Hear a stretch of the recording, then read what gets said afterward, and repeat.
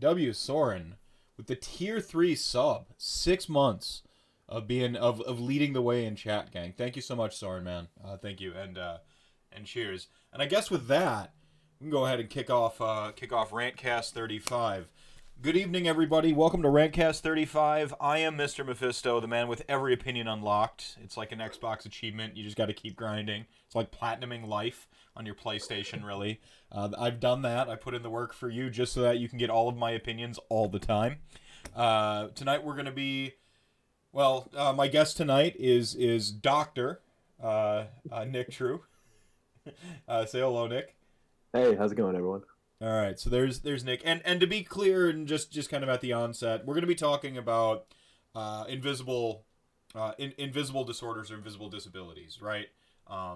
And so this can get a little bit heavy, but we got to get the disclaimer out the way. Your doctorate is not actually in like psychology or behavioral sciences or anything like nope. that. No. Design. So real quick, we're not giving any like professional advice, none of that business tonight. We're just pontificating, sharing some personal anecdotes and talking about like kind of what it means to be in the greatest community in gaming. I say it with all honesty.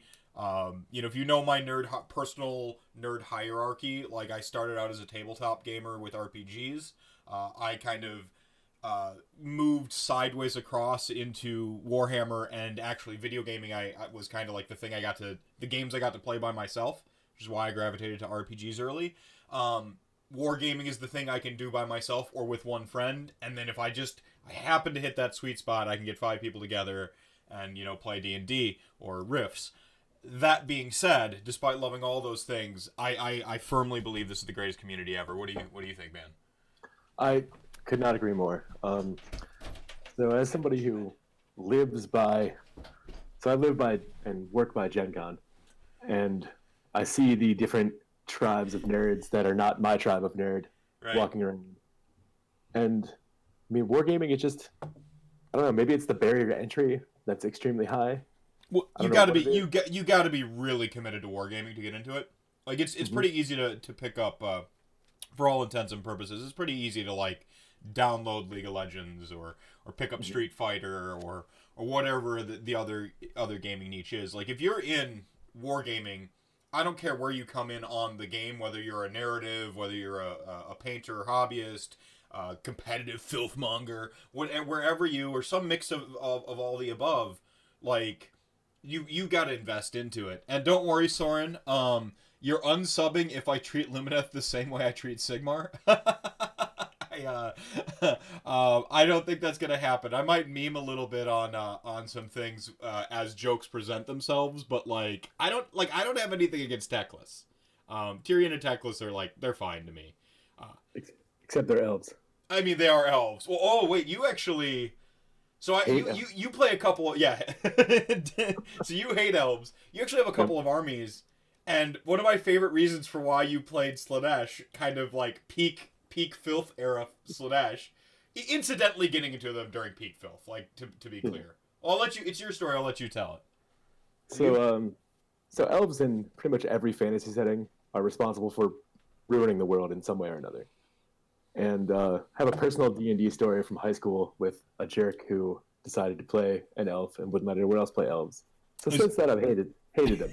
So this all traces back to Dungeons and Dragons and just that one jerk elf player. Yep, 2nd edition D&D, circa like 95. And I got into Slaanesh because Slaanesh ate all the elves, or at least most of the elf souls, and that's a platform I can get behind. See, I personally love all the ways people like find their sharp edges, like find their ways to like get into the game, and so that's fantastic. So I guess like real quick, so that our audience can get to know you a little bit. Roughly how long have you been playing Age of Sigmar, and what got you into it? Are you an OG Warhammer fantasy gamer? Did you come over from 40K? Let people know your story. So I played one game of fantasy with that same D&D group with Lizardmen versus some other faction back in like 96.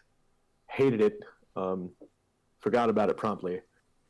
When I moved back from Sweden, I reconnected with a guy who currently does some of my painting. we played nerd games back together in high school, worked together, and he was like, "Hey, let's go to this game store." And he was like, he pretty much did the he did like the first one's free thing. He was like, "I will buy you a start collecting set and paint it for you if you play Warhammer with me." Um, this was in probably November Yeah. 2016. Yeah. Yeah. This tracks. Yeah. This sounds about right. He no longer plays, and I own 30 or 40,000 points of things. Well, you threw yourself in at some point you threw yourself in. When did you know, like, okay, I'm in it? Was it Slanesh? Where did that happen? Like, honestly, it was Iron Jaws. right on, right on. Bought some Iron Jaws. Bought 6 boxes of Brutes because they're gorgeous. Favorite models in the game. I'm just painting them up now. But my first tournament was Michigan GT in, I think it was 2016 or 2017, whenever the train wreck one was that Detroit played Detroit and Milwaukee played Milwaukee. That might have been 17. I think that was more recent than that. And I got a 0 on my paint score and openly laughed at. Well, that's a good notion to pin in, I think, for a little bit later on when we get into like sort of the heavier side of the topic, like laughing at folks and you know, hobby shaming and gaming shaming and whatever it is. Yeah, so you got laughed at, so on and so forth. But you were still like you were ready to go, man. Like that didn't dissuade you. It did for a while until I ended up meeting the indie crew, Mike Westendorf. Great guy. Mike. Yeah, Sporadic Mike on Twitter. Fantastic guy. He's really putting a lot of effort into getting like Circle City Clash and Indie Storm and some of these games, these tournaments really off the ground. He's been putting a lot of his soul into that scene. So I met that whole crew, and they convinced me to go to Brew City Brawl, the first one. Met Brendan Melnick, great guy, I love him. Yeah. Ended up finding out that not all tournaments were like the first one I went to, and just from that point on, I've been all in. I mean, I try to make 5, 6, 7 tournaments a year.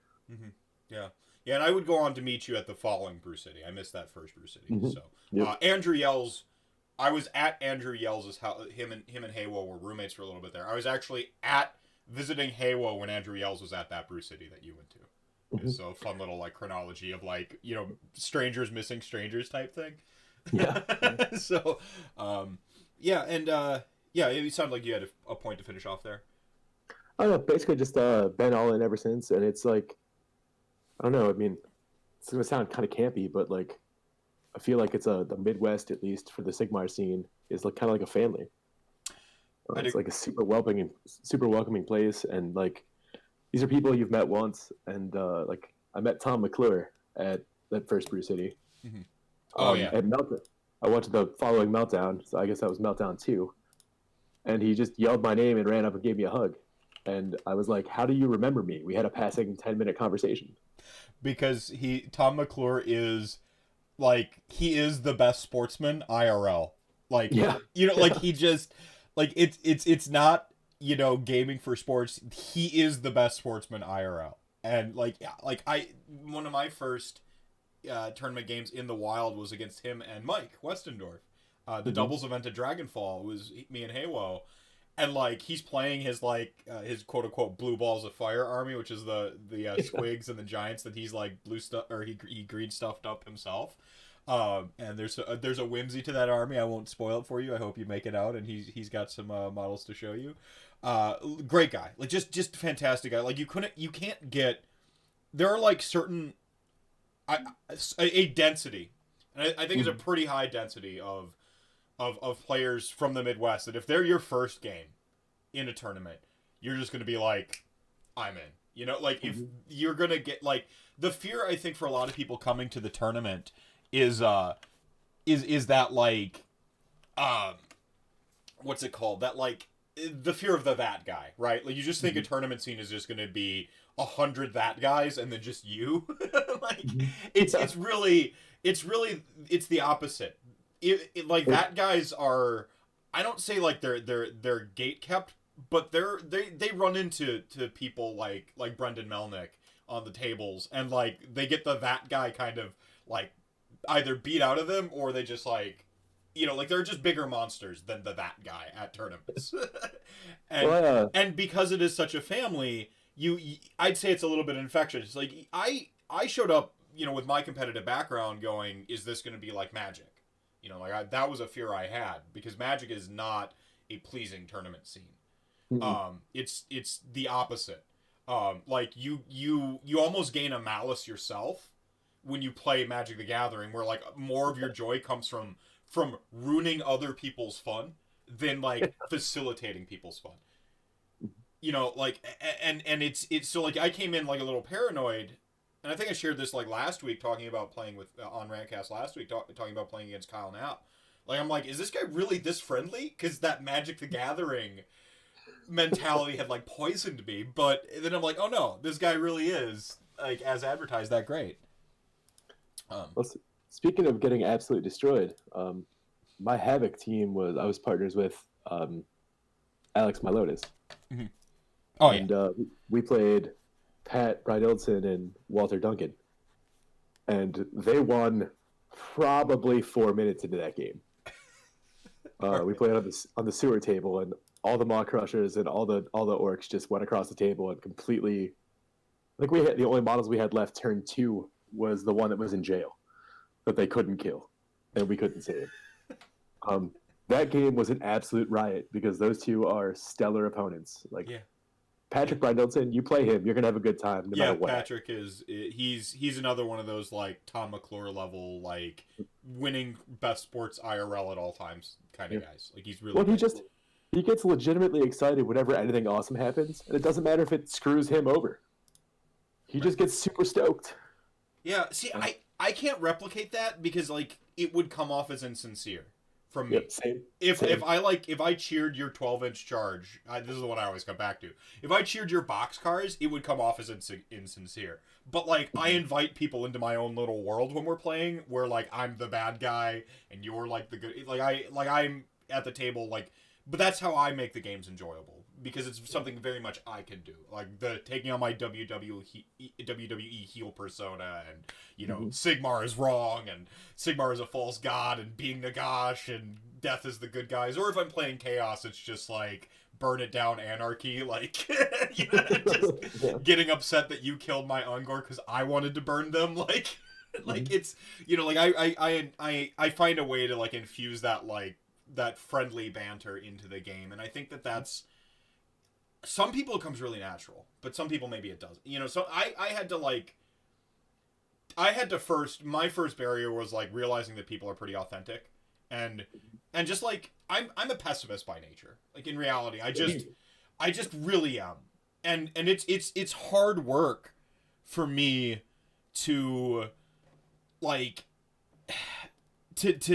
to be more positive, but it's really almost easy when you have that vibe you have in this Age of Sigmar scene of like people like you get to know a lot of the same people you see at the tournaments, and like so that like kind of disarms you a little bit. You know that you have at least one thing in common, which is this awesome game, so that disarms you a little bit, and then you can work on some of that stuff and disarming your own skepticism to where you can just get it out the way and enjoy the games you're playing. And I think that is something that is what we're talking about kind of early here on the onset, is that makes Age of Sigmar such a great community.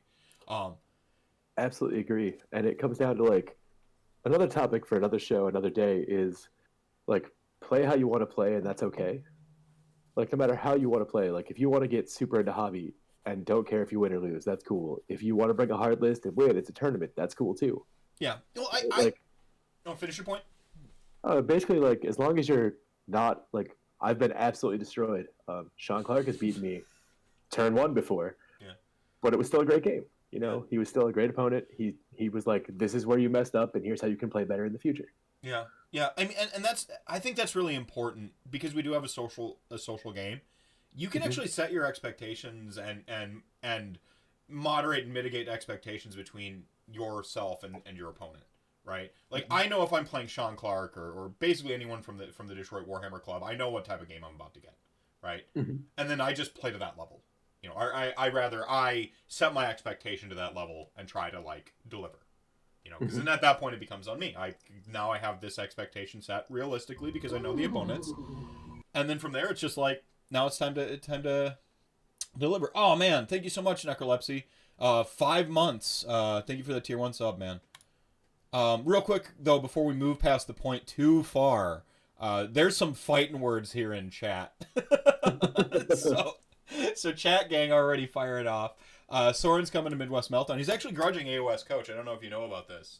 Have you heard this? Yeah, right on. Yeah, it's pretty great. Going about to 5 Masters event this year as well. I want to get into the community in person, not just on the internet. And I think that's the first step that's important is like I think there's a natural progression of like engaging the community on the internet first and then like wanting to wander out of your hobby store and so on and so forth. And like, you know, if you get caught up in the internet like frenzy, or especially around releases and FAQs, and right around those times, it's like it can be hard to like go on Facebook or TGA. If you get caught up in that, you're gonna get a certain picture, I think, of like what an AOS is, but it's the LGS, it's your friend's house, and it's that tournament scene that are the reality of Age of Sigmar, not the noise on the internet. And I'm really happy you're coming out of your shell there, Soren, and coming to some tournaments, especially Midwest Meltdown, where I'll be as well. And people referencing Magic the Gathering, I played blue, didn't I? Yeah, I did play blue. My favorite deck ever was Survival Bant. So I played I played Magic the Gathering basically since it was out. Like I wasn't a beta player, but I really got into it around Portal, the first Portal. And I know it wasn't real Magic, but I didn't know that when I was like a 10-year-old at Target just buying a box. I had no idea. It looked like the game my grandma's friend was playing one day that like I really watched and was fascinated with. And so setting the timeline early, it wasn't until college that I hit it pretty hard, which would have been the onslaught block. Why am I hearing getting reverb? Is your microphone? Testing. I'm sorry, speak again? It's you, I think. Yeah. All right, real quick though. Nope, we still have the double talk. Where's this coming from? Oh my god, the struggle of fuck it, do it live. Yeah, so he's you gotta drop the call, man. Maybe come back in, see if it fixes it. While we fix some technical difficulties. No, I was so setting the timeline early. Setting the timeline early like that. I think we're clear. Setting the timeline early like that. My favorite. It was college when I really hit Magic the Gathering pretty hard. That was would have been was it Onslaught block? Standard was the deck I was playing at the time was Patriarch Bidding Zombies. So that was like when I know you're surprised to find out that the Death player played a zombie deck. So yeah, it was Patriarch Bidding Zombies. And then from there it was I played Onslaught block, and then what happened to me was like a natural progression to become a legacy player, which is your deck cycles, and then you're like, I can't play this at events anymore. Well, I want to keep playing it. So what format lets me keep playing it? And then that was Legacy at the time. So I played Legacy, and then you find out that your deck that you loved in Standard that cycled is trash. and so you start playing Legacy. I started out then with Mono Red Burn because it was the cheapest deck to build that was remotely competitive. I had a lot of great times with Mono Red Burn. But that I inevitably ended up I played Dredge / Icarid because it was like a throwback to my it was like a throwback to my zombie bidding deck. When I first played back in the Portal days and stuff like that, I usually played Sui Black. And then so I played a long time. We'll shorten this rabbit hole up a little bit. My absolute favorite deck though was Bant, which is white, green, blue. I loved Bant because it was control with a flashy finish. It was specifically survival Bant. You had a little toolbox. You could survival for whatever creature you needed that solved the problem. I had the big combo finish with Loyal Retainers, Emrakul. So it was like the biggest way I could finish the game ever. But I loved the combo element and combined with control. I loved Reanimator. I loved Blue Splash Reanimator. I love Atraxa in EDH. Yeah, I'm a blue player. And where the fighting words came in is saying that blue players are like the Teemo of Magic the Gathering, and that's the fighting words. That's mean. That is just a low blow, Soren. But yeah, you at Midwest Meltdown, you're grudging me to a drinking contest. I don't have a grudge yet, G-Dead. So if you need a grudge, cheers. And then so now we're all caught up. I just wanted to say, like, to Soren, you said one of the reasons you support me is because I do topics like this. Today was this time of year is a rough time of year for me. It's my regular depression compounds with my seasonal depression, compounds with my seasonal layoff, compounds with like my mother's death anniversary, which hits me hard every year. So it's a hard time of year for me. And my escapes have always been like reading, gaming, just anything I can do to take to disengage my brain from reality. The thing is most of those things I do to disconnect oftentimes end up trapping me with myself. If I'm writing an encounter for Dungeons and Dragons, I'm sitting there and I'm writing stats up or whatever. I'm like, oh, this monster should breathe fire. And then oh no, it should breathe something cooler than fire. And then you get in your own head, and it just, you know how brains work. Sometimes you just think about one thing, and that sends you in a different direction than you anticipated. The thing that I absolutely, getting back on topic, that I love about Age of Sigmar over some of my other vices is that it's an escapist vice in all those other ways. But rather than disconnecting from people, it helps me connect again to people. Like, this isn't like me disconnecting from reality completely. It's me suspending reality to hang out with my friends and make connections and not feel like I'm trapped in my own head. So sorry to get all heavy on y'all, but that's, it's important to me to give back in that respect because everybody's helped me. So like, yeah, I might defend Ossiarch Bone Reapers and tell people to get good on Warhammer Weekly, but when it gets right down to it, that's just the game.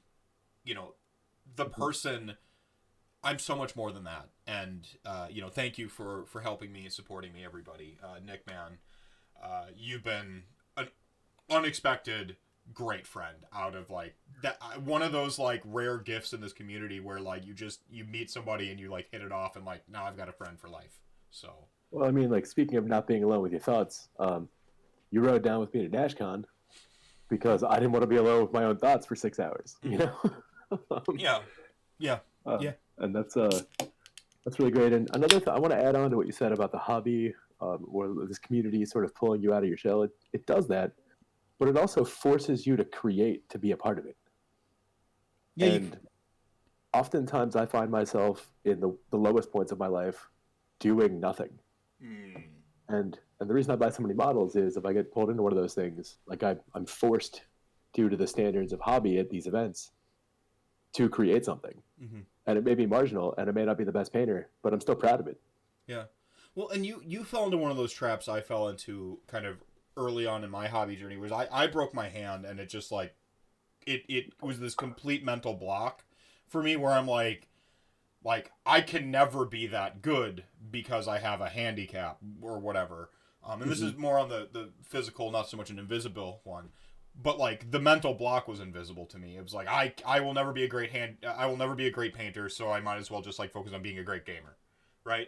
And so but that was a trap for me because like so many people apart from like the getting laughed at for your zero paint score, so many people are more than willing to just help you, and they're just happy when they see you on the table, right? When they will take your army at like half the quality of a commission paint, and nothing. If you have the money to throw at commission painting, I'm not judging you for that.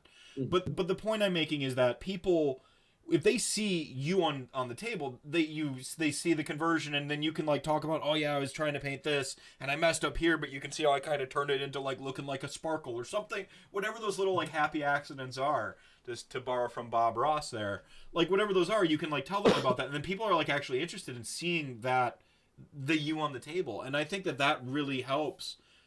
That helped me. It took me a year to get over my mental block of painting, like one entire year. And it was really helped by the fact that Bone Reapers came out, because I'm like, they deserve better from me, than just paint 3 colors standard, put it on the table. And you've actually been doing a little bit of that too now, right? Yeah. So I'm actually now just getting around to painting those iron jaws that were laughed at in 2017 or 16 or whatever it was. Yeah. But I took the Nurgle that a guy from Indy. I went through a divorce, and one of the lowest points of my life, and I was about to give up on this hobby because I couldn't get it painted. I couldn't get my army painted to take to Brew City. But a guy from Indy came down. His name's Dan. He came down and helped me learn how to paint. We followed one of Tyler Megel's tutorials, right? And took it to Havoc. Got 2 off of max paint score for something that I didn't think was that great. But, someone like Herner, who really cares about hobby, like that just made me feel good, right? Yeah. And he talked through it, and he was like, I really like what you did here. I like what you did here. People are just willing to help you. Yeah. They're willing to give their time, because I don't know, like we're all sort of weirdly bonded over war dollies, right? Yeah. It's one of the, it's just one of the things that just, like you have so many points to like intersect here, and I think a lot of people, like, it just resonates. It's just, it's beautiful. Yeah. So, catching back up on chat gang here. Oh, hey Adam, welcome. Beers all around the Midwest meltdown. Wish I could drink beer. I miss carbonated drinks. Right on. Vodka martinis. I'm sure you'll be able to mix up some martinis, or there'll be a bar at Midwest Meltdown. I think there was a bar. There was. We're not switching venues that I know of, so yeah. So you should be covered still, Soren, I think, for your grudge with Magro. Yeah. So I guess we can just kind of get into the heavier aspect. So when I talked about my broken hand, now that's not an invisible disability. If you'd have seen a cast on my hand at the time I broke it, you'd have been, he has a broken hand, and you would have, maybe held the door for me, helped me carry my display board, whatever it, like, when you can see these visible disabilities. We now, as a, like, culturally, we've always kind of thought that the brain was somehow disconnected from the body. I've done a multitude of episodes on like the mental game of Age of Sigmar. We talked about psychology. We've talked about health and wellness. I love talking about these like Age of Sigmar adjacent topics. And one of the things I've mentioned is that like the brain isn't not physical. The brain is very much a physical component. It exists. Just because you can't see it. You can't see the bones in my hand right now. Like, you can see the cast to tell you it's broken. And so when there are disorders, like personality spectrum disorders and that sort of thing, like it's not that it's any less valid. And this is something that culture, I think, is beginning to shift. That we're realizing that like, imbalances in just the brain not working right? Or emotions being muddled about or shifted about because of whatever it is, right? We're looking into it every single day. They're doing great science, and I'm not even going to pretend to be smart enough to know it. But we're making strides to like understand and realize that people have these under the surface disabilities. And one of the, well, I guess when we're talking invisible disabilities tonight, what do we mean, Nick? So I will only speak to mine, because I can only share my felt and lived experience. I had what up until recently was called Asperger's syndrome, but is now just called high-functioning autism, and because it's all lumped into the autism spectrum of disorders. Let's talk about how much of a mind F it is to to realize the thing you've defined yourself by since '94 all of a sudden doesn't exist anymore. But I would be on the autism spectrum of disorders. I have what is now called high functioning autism. It's why I'm terrible at eye contact and why I don't really respect social norms. I may play up to that at some point, but I mean, there are other invisible disabilities, depression, all flavors of mental illness. I don't know if mental illness is even vogue term anymore. Yeah, I don't know either. Like, we'll use the very politically minded neuroatypical folks. Yeah. But for me, it's I've been through a lot of cognitive therapy, and so like just some framing. I don't know. I mean, like The Big Bang Theory, Sheldon Cooper is like the only Asperger's like hero we have, and I think he's a terrible example of who we are as people. And it's so ill understood that, I mean, it can go very different, here and there. Well, for a long time, we actually thought that Asperger's and being a sociopath were like the same thing. Like we were lumping them together, and we're only you can't actually get and then psychopath is different from that. You actually can't get a diagnosis of being a psychopath until after you're 18, by the way. We have legal boundaries to understanding various mental, like you said, mental illness maybe isn't the vogue term, but we've been evolving the laws on this stuff. Like we've been looking into science, and like autism as a spectrum disorder, that's relatively new. In the sort of like history of human diagnosis. We just he's just weird, right? What kind now? It's gotten a lot more, it's gotten a lot more in depth. But like again, the brain, I don't want anyone to take anything away from from a disorder just because you can't see the cast. It's important to understand. And so, so you're on the spectrum, high functioning. How does that exactly present itself in your case? Because again, it's a broad spectrum. Lots of people might end up on different points in this. So yep. So like for instance, I'm overly sensitive to sights, sounds, smells, textures, feels, tastes. Like velour really offends me, which is a weird thing, but like.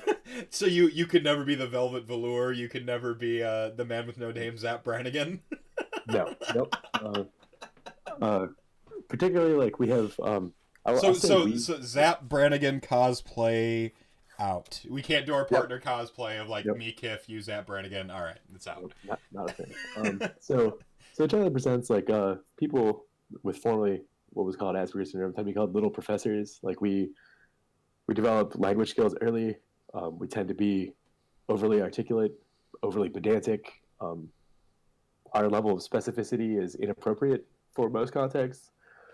Like for instance, the other day, this is a situation that happened in my life. At work, we have a rule where we have badges, and if you badge someone else in, it's a terminable offense. And I've started to pick up that I'm becoming more cognizant of how I'm different, because a woman who we'll just call society's conventional definition of attractive said, "Excuse me, sir, can you badge me in? My badge isn't working." And instead of doing the Midwest polite thing of, "I'm sorry, I can't, and here's why," I just said, "No, I can't do that."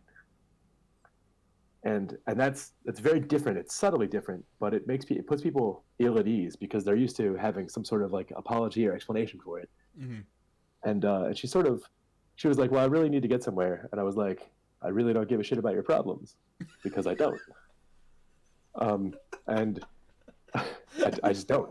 I don't care about her problems, and I don't know her, so I don't feel any sort of obligation socially.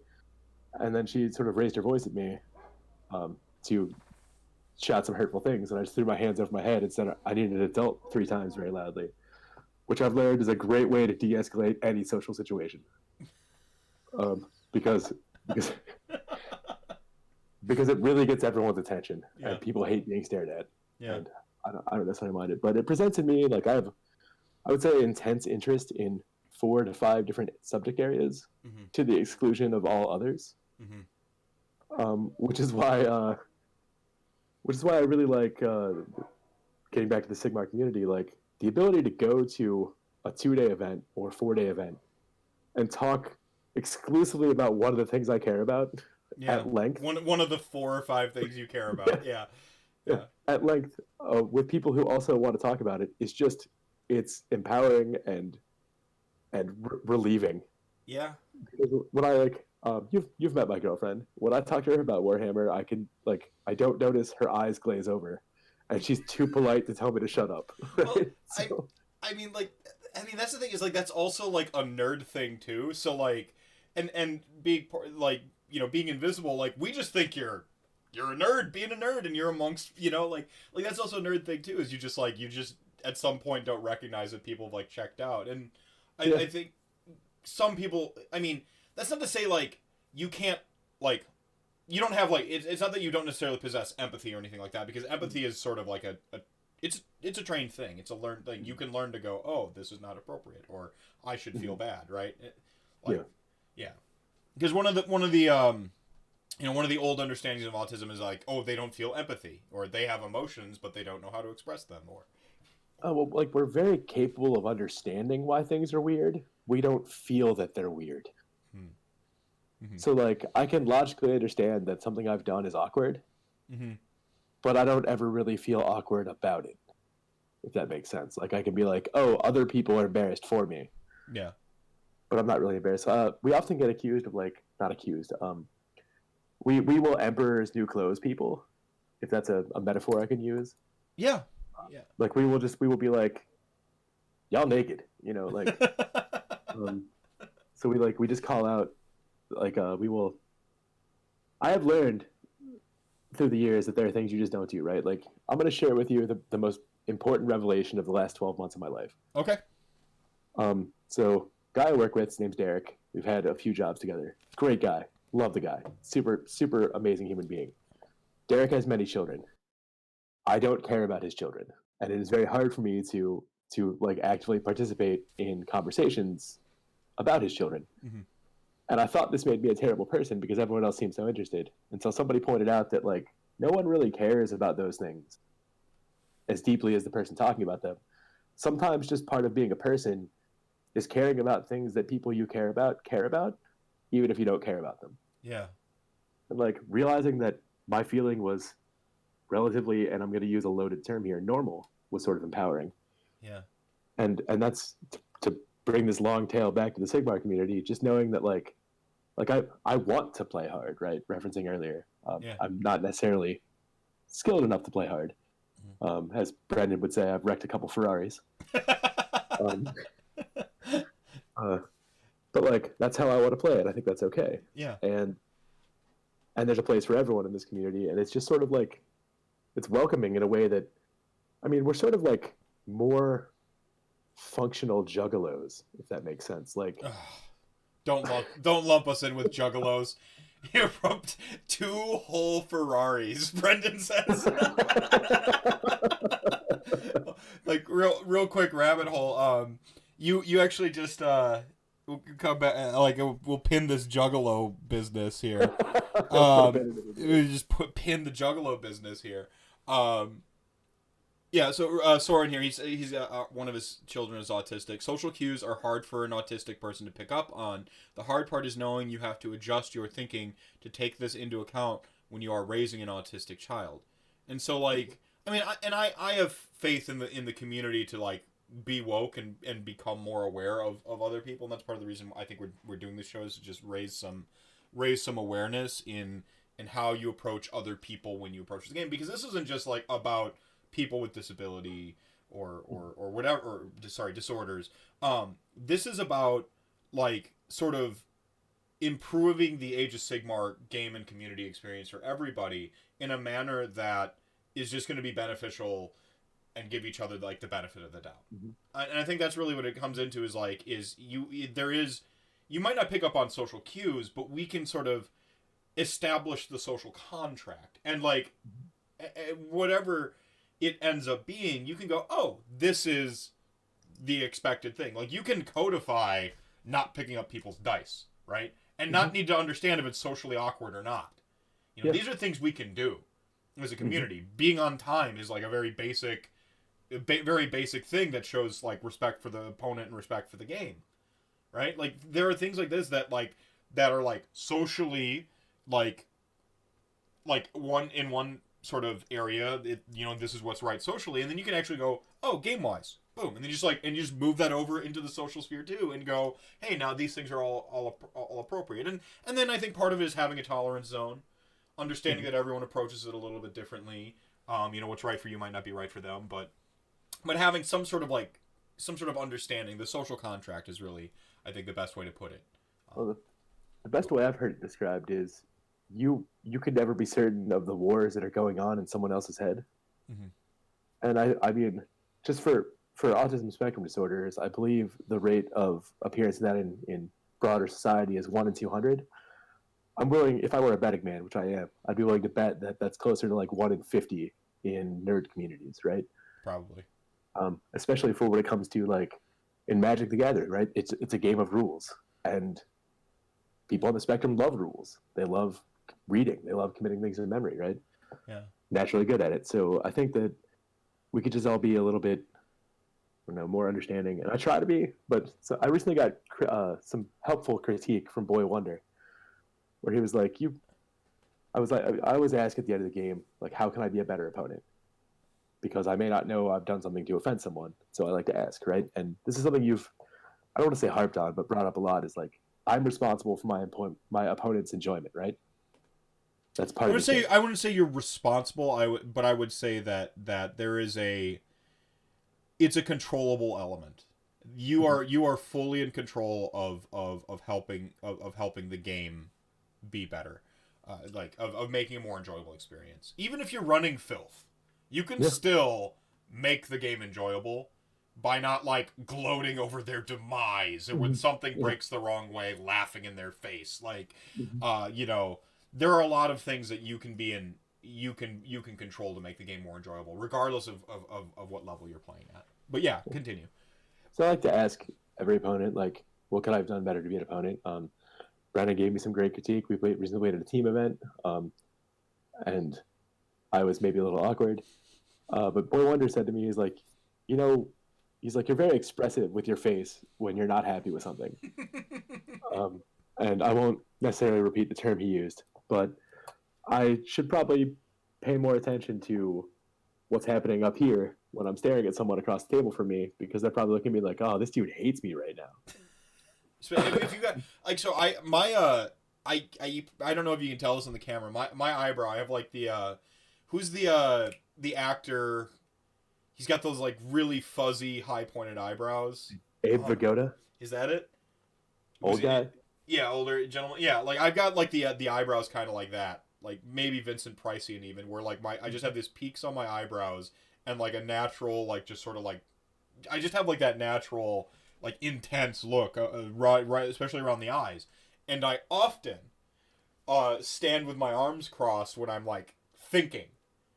And so if like basically any time my opponent's turn rolls around and I'm beginning to process what I'm going to do next, like sort of observing how they're moving around the table, I naturally cross my arms and I just look down, and at that exact angle you're going to catch the peaks of the eyebrows and you're just going to see a scowl. and it's something that I've had to be aware of with my body posture, and like it's hard for me to overcome it because body mechanics are just natural, like sort of like training. They're the most, there's a reason it's called muscle memory. Like body mechanics are just, you've learned to stand and walk and do all these things a certain way. So like I cross those arms and I just go like this, and one of my favorite pictures of me from Midwest Meltdown is actually, maybe it's Brew City Brawl, that your girlfriend took, actually. Is me, just like, and I'm in it, and rather than, like, crossing my arms, my hands are on my sides instead. And, like, so I've adjusted the posture from crossing the arms to putting them in my pockets or moving them to the side. And my new trick is to put my palms on the table and, like, lean in so that, like, I'm engaged in the game. And so like I've just been like I'm currently, I guess what I'm saying is I'm currently experimenting with my body mechanics to try to like figure out something that like doesn't seem as standoffish as like going like this and like frowning and crossing my arms and looking down at the table. Yeah, yeah. I mean, my face is gonna do what my face does, and I don't Yeah. know. Maybe I need like a mask or something, like a coronavirus mask. Um, too soon. Too Too soon. soon. um, no, I think no, I think just being aware of like body mechanics and posture, faces, right? Like I can't do anything about my eyebrows. Like I just can't. Like they're gonna naturally furrow, right? Like my brows are just going to like do that. Um, my eyes and just how my whole face is set, it's gonna do that. But like I can control where my arms are and and saying stuff. And some people don't want you to just like be yakking the whole time they're like thinking and moving, Mhm. right? Yeah, And that's just fair. like you can. I mean, part of it is like reading other people's body language too. I mean, it could be a little bit of a trap because again, if you're looking at my face, you might not get a full understanding of my reaction. So like, I know this is crazy, but just like talking to your opponent and like establishing Mhm. some like decorum at the Yeah. table, picking up on their habits and what they're doing as they're playing through the game, and like I don't want to say like copying their habits or whatever, but like going okay, like this person, they think they're talking to me while they're moving.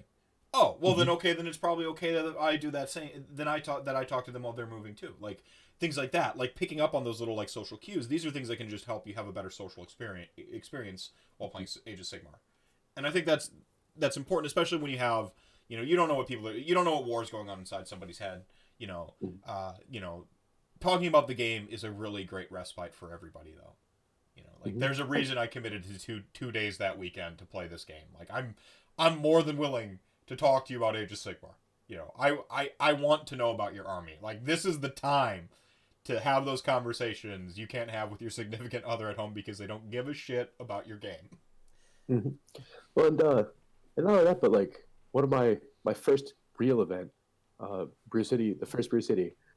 You have Bryce get up and tell speak very vulnerably about a situation that affected him. Losing a friend to a mental health suicide, right? Right.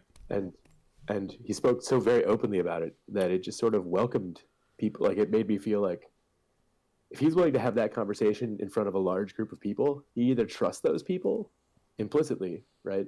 Mm-hmm. Or it's just okay here. And I mean, I think he's a hero for putting on that effort, Yeah, and year after year. he runs the charity for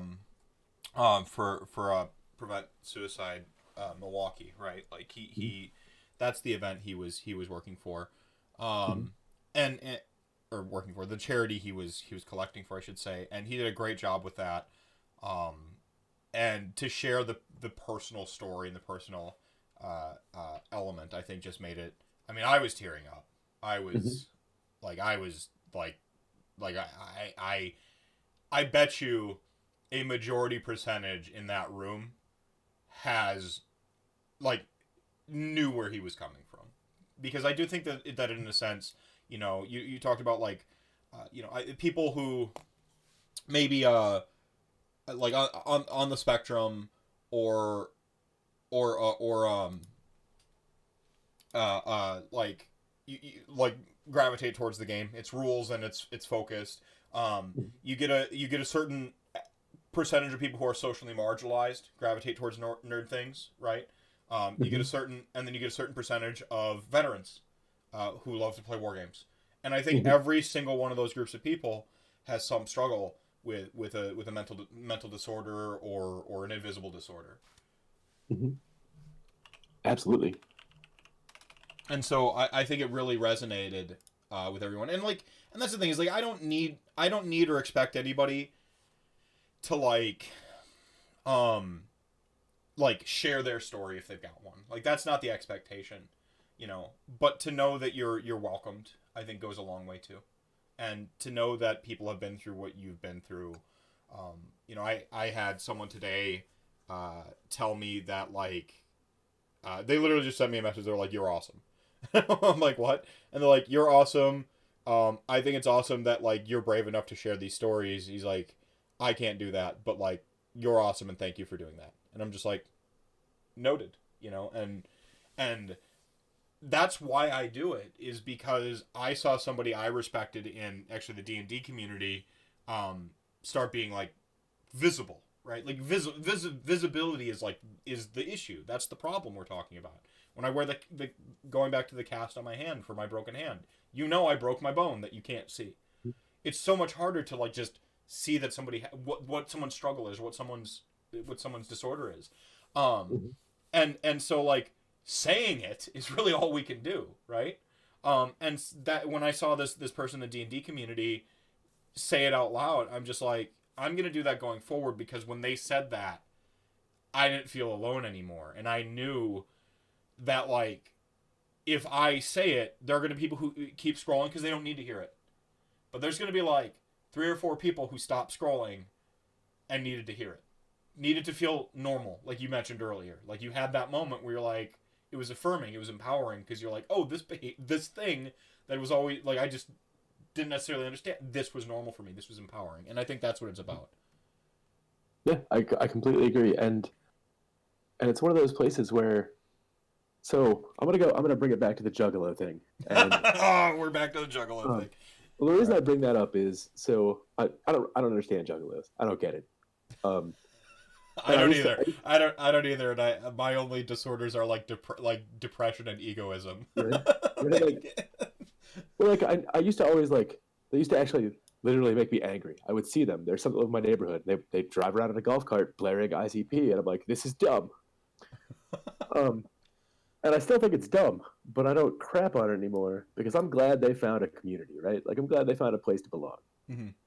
Everyone needs a community, and let's be. I mean, you mentioned a lot of different people who gravitate to wargaming, Mm-hmm. who I would classify as in some way socially disenfranchised, Yeah. right? Like we have vets, we could assume there are lingering issues with vets where they need to find some sort of community, right? Right. Um, so I mean, I think that in some way, every person who gravitates to a I'm sorry that you like ICP. I bought what was it Riddle box in like '98, put it in, and it was like No. not, Well, this could go in the canon. Like Mephisto hates what? Run it back, chat gang. What do I hate? All the things I hate. I hate Star Wars. I hate Harry Potter. We'll add ICP to the list. I hate ICP. But like, but no, what you're getting at here is a point I truly believe in. Like the nerd tribe thing, right? I yeah. This is something I recognize pretty early on. Like at some point, it happened with console wars. I think is where I identified it. Or might have even happened sooner with DC versus Marvel. Whatever. At some point, maybe it was Star Trek, Star Wars. At some point, I saw someone like drawing a line in the sand, and this wasn't even really like my active internet age. Um, it was like I'm like they love their thing the way I love my thing. I just like it's like what the like that. It was just this like I know it's a really stupid epiphany, but that was the epiphany I had. Was like they love their thing the way I love my thing, and then like I just couldn't like truly hate them anymore. Whatever the divide was the console wars, Xbox versus PlayStation. I don't remember where I had the epiphany, but it was so. The reason I don't remember where it was is because it's so pervasive that it just rippled through all the tribal divides I've ever seen in Yeah. anything, and just went. If they love the thing that they love the way I love it, this goes for Age of Sigmar currently. I Mm-hmm. can't hate Zeech players right now because I know Alex, Dr. Alex Milones, who was your partner at Havoc, because I know my friend Andrew Yells. And anytime I begin a discussion, like to just hate Zeech players, Mm-hmm. anytime my brain checks into that mode, which happens, it's visceral, it's primal. We're emotion. Many people are emotional creatures. Like it happens. Anytime that happens, my logical brain goes, whoa, whoa, whoa, whoa. You said Zinch players. You know, like 100% of the Zinch players like in your inner circle are great people. Like, and you like you these are people you love and enjoy being around. What if other Siege players are like them? You know, and then I stop that thought because I recognize the love and I just go, that's all I care about, the passion. You know, I just, if you're passionate about the thing, I almost don't give a shit about what it is. Well, hey, it's entirely possible to play an absolutely filth list and go 2-3 with it. I've done it twice. You've just crashed the Ferrari. Yeah, yeah. It's true. David here is one of the Mortarks of Meth. Soren's one of the Mortarks of Meth.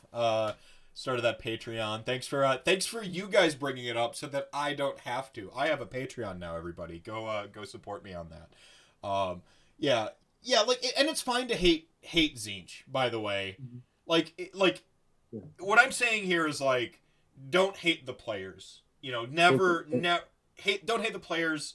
Hate the ball. Hate the there's an old. Maybe help me out here. What is the expression? The game. Yeah, that's it. Don't hate the players. Hate the game. Like, I just like, don't take it personal. Don't ever. And I don't mean, like, don't ever take it personal. Don't ever take it to the personal level. Don't ever hate on players. Don't ever hate on nerds that don't like the thing you don't like. Just like, that's, just draw the line there. It's actually fun for me to, like, hate on Sigmar, Archeon, and Siege. I enjoy making fun of those things, right? Just like it's fun for me to pretend that I'm a soulless, evil monster who just wants to collect your bones for, like, tax purposes. Like that's... Pretend? Pretend? Question mark, the voice pitches up. Like, yeah, like, it's... Like, I like, it's fun to do that stuff. And so, by all means, continue to meme on this stuff. Just, like, don't take it to the personal level. Don't attack the players. You know, don't ever go that way. You know, we can think Zinch is out of line, but, like, Zinch players and bandwagoners, and you shut the fuck up. I don't want to hear that stuff.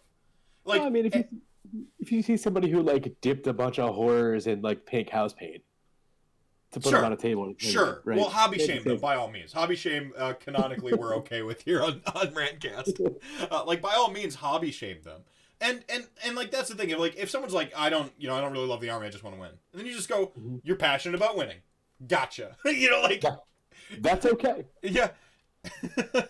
Hate that kid. Yeah, I don't know. Like, I hate the game, Triple H. We got chat gang going off now. All we had to do is say Zinch 3 times. BRB ordering a siege army. I don't know. I don't think Zinch's reign at the top is going to be as long lived as, like, Slanesh or as brutal as Flesh Eater Courts. There's my, like, hottest of hot takes. I think they're way out of bounds as an army, but I don't think their reign of terror is gonna, like, last that long.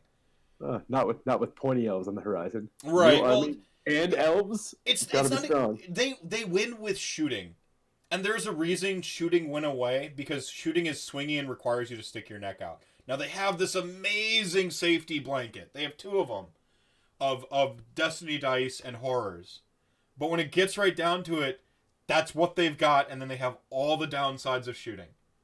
And so, like, I don't think they're, like, the game is still very much a combat game, and because they're just, like, the weird shooty army, it's only a matter of time before they just fall right back in line. It's great that good shooting's around, it's a good equalizer, but, like, there's my boldest of bold predictions. I think people's anger from existing boogeymen has never diffused. It's just leveled up every time for the new boogeyman, and it just keeps getting to like a higher and higher level. It's fine to be upset with the game because the things are out of line and they should be called on it. But, like, are they really that far out of line? You know, I don't think they are. Are they so far out of line that you can't go to a tournament and enjoy yourself? I don't think so. Well, and I mean, let's be honest, like, just talking about going 2-3, am I going to run into a well-piloted siege army after round 1? Depends on how you're doing. Probably not. So it's really a non-issue for me. I mean, like, siege is is strong, but it still takes some modicum of skill and strategy to play well. Like one mistake and 10 horrors die, and then Terrorgeist gets in your backfield, and it's over. Yeah. Yeah. Hit your fucking models. Frank, teeing off. Hey, leave my Bretonians out of this. I don't want to say, like, people are crying wolf, I think, a little bit too fast. I disagree. I disagree. I'm going to chew up a pack of Hubba Bubba Max gum and spit once onto 32 mil basis and have a change host army. I like that. Yeah, do that. And again, I'm not being an apologist here for Zeech. If you know anything, I hate them a lot. And, like, I, like, meme hate them. They're like, I hate Zeech perhaps the most of any iconic character in Age of Sigmar, because I hate that just as planned fuckery more than anything. Do you remember Gargoyles, the cartoon? Mm-hmm. Oh, yeah. They had what was his name? Xanatos was his name? Okay. Yeah. Okay, so the main villain of Gargoyles was a guy named Xanatos. There is a trope called the Xanatos Gambit, which is having a overly complicated plan that was hinging on the good guys succeeding, but in some way it played off. You expected them to succeed, and in some obtuse Machiavellian way that they were supposed to, so that like it was part of your plan to begin with. It's like a Rube Goldberg machine of plans. yeah, and that is Zeech.jpg. That's all Zeech is, and I freaking hate it. And anytime they're just like, oh yeah, like, and then they did the thing, and there's like, just as planned, like Nagasha's plans are like long-winded, and you can see the con, okay, he's moving a grain of desert sand one molecule at a time with skeletons and building an upside down pyramid to hit the button and become super powerful, right? And then like you're like, oh yeah, that was a long con, but like I see the payoff, and then it failed because fucking rats show up. Whatever. Yeah, I was just saying he would have gotten away from it if it wasn't for the meddling rats. Yeah, and you go, okay, this tracks. Like even with like Catacross, no, I don't want to spoil it, but even with the redacted story out of Everchosen book, redacted, like it like even like Catacross, you go, oh, like I get the con here. Like Zeech is just like it's so fucking absurd. Like the backflips in logic they have to do to say that paid off for him, that I despise it. So, yeah. No, it's not too early to hate Zeech. Well, and the thing, that's, and Heretic, you're not wrong. You're not wrong about this. Like, my great anger with Zeech, if you listen to some earlier rantcasts as Zeech was coming out and being spoiled, like, I just had my arms crossed and was like, I'm so conflicted right now, because I want to preach patience, because I've done it for every army up until this point. I even did it with Flesh Eater Courts. That's my story of like I think this is way too like I'm like ha, I'm happy Flesh Eater Courts is the most busted thing in the game. And then like 2 weeks later I was just like, not like this. I was just like sweating. Like that's my like progression through Flesh Eater Courts. With Slaanesh, Slaanesh was a little bit of a slow burn, and by the time it was like there, it was over for everybody who was playing a combat army, right? Which was basically everybody. Like, but it was still a slow burn to get to that point. Then it was there, and then it was like, they're saying shoot the heroes, I don't think that's how you do it. I think you kill their battle line. And like, I'm working the puzzle in my brain. I'm beating Warhammer Weekly with Beasts of Chaos and Beast Claw Raiders, with Halo piling Beast Claw Raiders, and they're on Zeech, or they're on Slaanesh, and I just think it's, the problems are obvious, yes, but the solutions aren't. And so, like, that's what, when I'm preaching patience, that's what I'm talking about, I think, is that like, the solutions aren't obvious. It's easy to see something's a problem. I become more interested in wondering if there's a solution. Now, it's bullshit to say the solution is going to be a future release. I don't like that. That's power creep. That's the bad thing, right? We don't want that. But like with with like Bone Daddies, I go, the solution already exists in the existing books. You know, and I just like look back through the armies.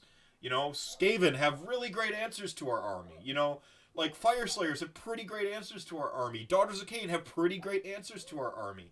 You know, the entire War Clans book has pretty great answers to our army. Like, I can look at existing armies and go, solutions exist.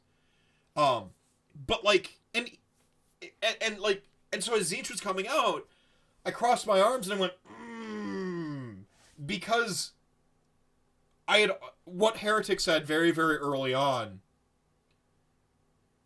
was, we've already seen this before. And that's my great problem with Tzeentch. It was like, we got a 6-month break from Change Host being the fucking busted garbage it was before. We got a 6-month break. And then, like, it wasn't even that, like, they had a bad army. They just had to, like, make a new army with their endless spell spam garbage. And then, like, the endless spell spam garbage was coming out in 2.0. They were playing that, not their old Skyfire Change Host. Like, not their old, like, that version of Change. So, like, they switched off the old version of Change Host to do the endless spell spam thing. And now we've gone, like, back around to, like, they're basically playing, like, the old Skyfire spam, plus they have the endless spells. Like, that's the thing to me that caused me to be angry about Tzeentch.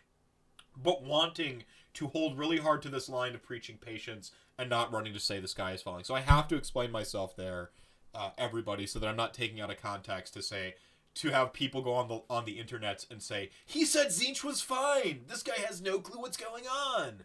That's not the take. It's just, I wanted to hold hard to the line of patience with armies and not rushing out to tell everybody the new Big Bad Wolf is here with every single fucking release. Because honestly, it's tiring. It happened with Slaves to Darkness. It lasted 2 weeks. Fucking over. Nobody gives a shit about Slaves to Darkness. Apart from Slaves to Darkness players. But nobody's like, oh, there's fucking Slaves to Darkness. And they went too far with the Nurgle nerfs. Because everyone was like, just, boom. It's the worst. Like, really? That much the worst? Like, yeah. Yeah, I don't know. Well, didn't Slaves just took, what, 4th and 8th in a 100-player event in Belgium, right? Yeah. Yeah. They're fine. No, I mean, that's the thing. It's a good book. I don't think they're overpowered. I think they went a little too far with the Nurgle nerfs, but I'm still expecting a Nurgle book this year. And I think the Nurgle book is going to be pretty awesome. Because what does Nurgle do well? They're fast, and they say fuck you to shooting. I think they're going to be a really, like, if their rules are correct and their points are correct, they're going to be a good army.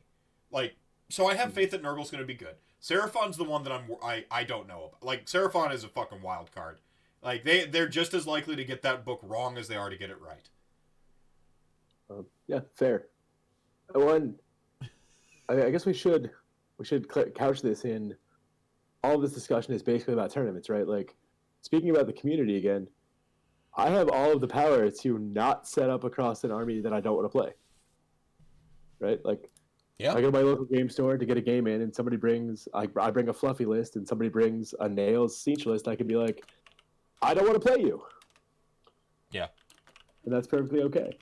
Well, Paul Conti, Radio Free Hammer Hall, had like a video like the meta doesn't matter, something along those lines, and he made some points in there I disagreed with, but he had like a general point he was kind of spiraling around that I kind of agreed with. And I'm not going to nail the nuance quite as well. I'm not going to like paraphrase it as well as I should. So maybe go watch that video, if you want more, if you want to know more. But it was like essentially like the meta doesn't matter because like and what he was getting at is like essentially like 80% of the people who play our game probably play in an LGS capacity. You know, that might be even a conservative estimate. It might be more playing in LGS capacity or with their friends and stuff like that.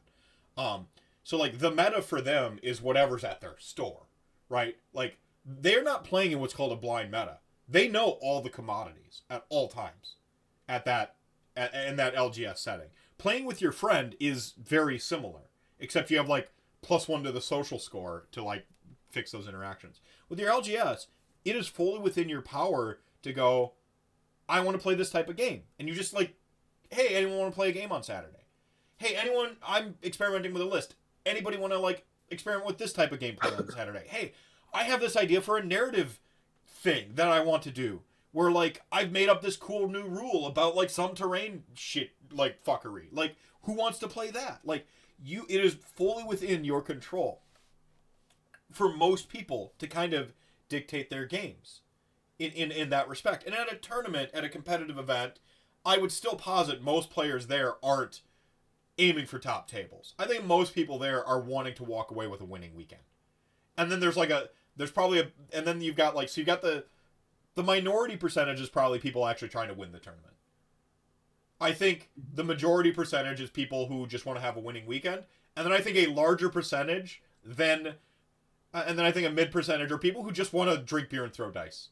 So I think that's still like a good percentage of people. Hey man, I go to like 7 pirate dice tournaments a year and happen to play 5 games of Sigmar at each. Yeah. Like yeah, I mean there are people who want to win and that's fine, right? Like as long as you're not a D-bag about it, we're cool. Yeah. I played Zach Lamb back when Clown Car was a thing, and he shot 1,400 points of my army off the table before I got to make a move. Still had a blast. Yeah. No, and that's the thing is like, so you go to a tournament, and then I think that you're still, because this community is awesome, we've got this sort of social contract. I think you can still kind of control having a good experience at tournaments. And spoiler alert for the vast majority of people, you're probably not a top table player, and that's going to just shift your expectations on the face value of like, I'm not, I think I have the capacity to be, but like I'm very much a 3-2, 4-1 kind of guy, right? I'm often playing on the top tables at the end of the tournament to have had a good weekend on the last day. Like I've taken a loss somewhere early on, and then I'm playing for that 4-1 or the 3-2. Like, and then that's where I almost always end up every tournament. And part of it's I self-comp. I try to play like lists that like play to my personality a little bit more. Part of it's I drink a whole lot. Like, there's but like I think it's important to understand that like even if you run into the this is filth busted change host, the average player you're going to run into isn't that top table filth busted change host player. Now there is something to be said for playing a UP 1.5 army against top of the line 2.0 filth and knowing that you have to play your fucking ass off and all they have to do is push their models forward and they kind of get to win. There is something to be said for that, and that is not a healthy experience, and that doesn't feel good for anybody involved. I went 2-3 at Paca. My game 2 was over bottom of 1 because I just shoved 3 keepers into a Donner's army and dismantled it. Yeah. And I'm sure he didn't feel great about that. But like, I mean, I'm one of those people. I bring abject filth to tournaments.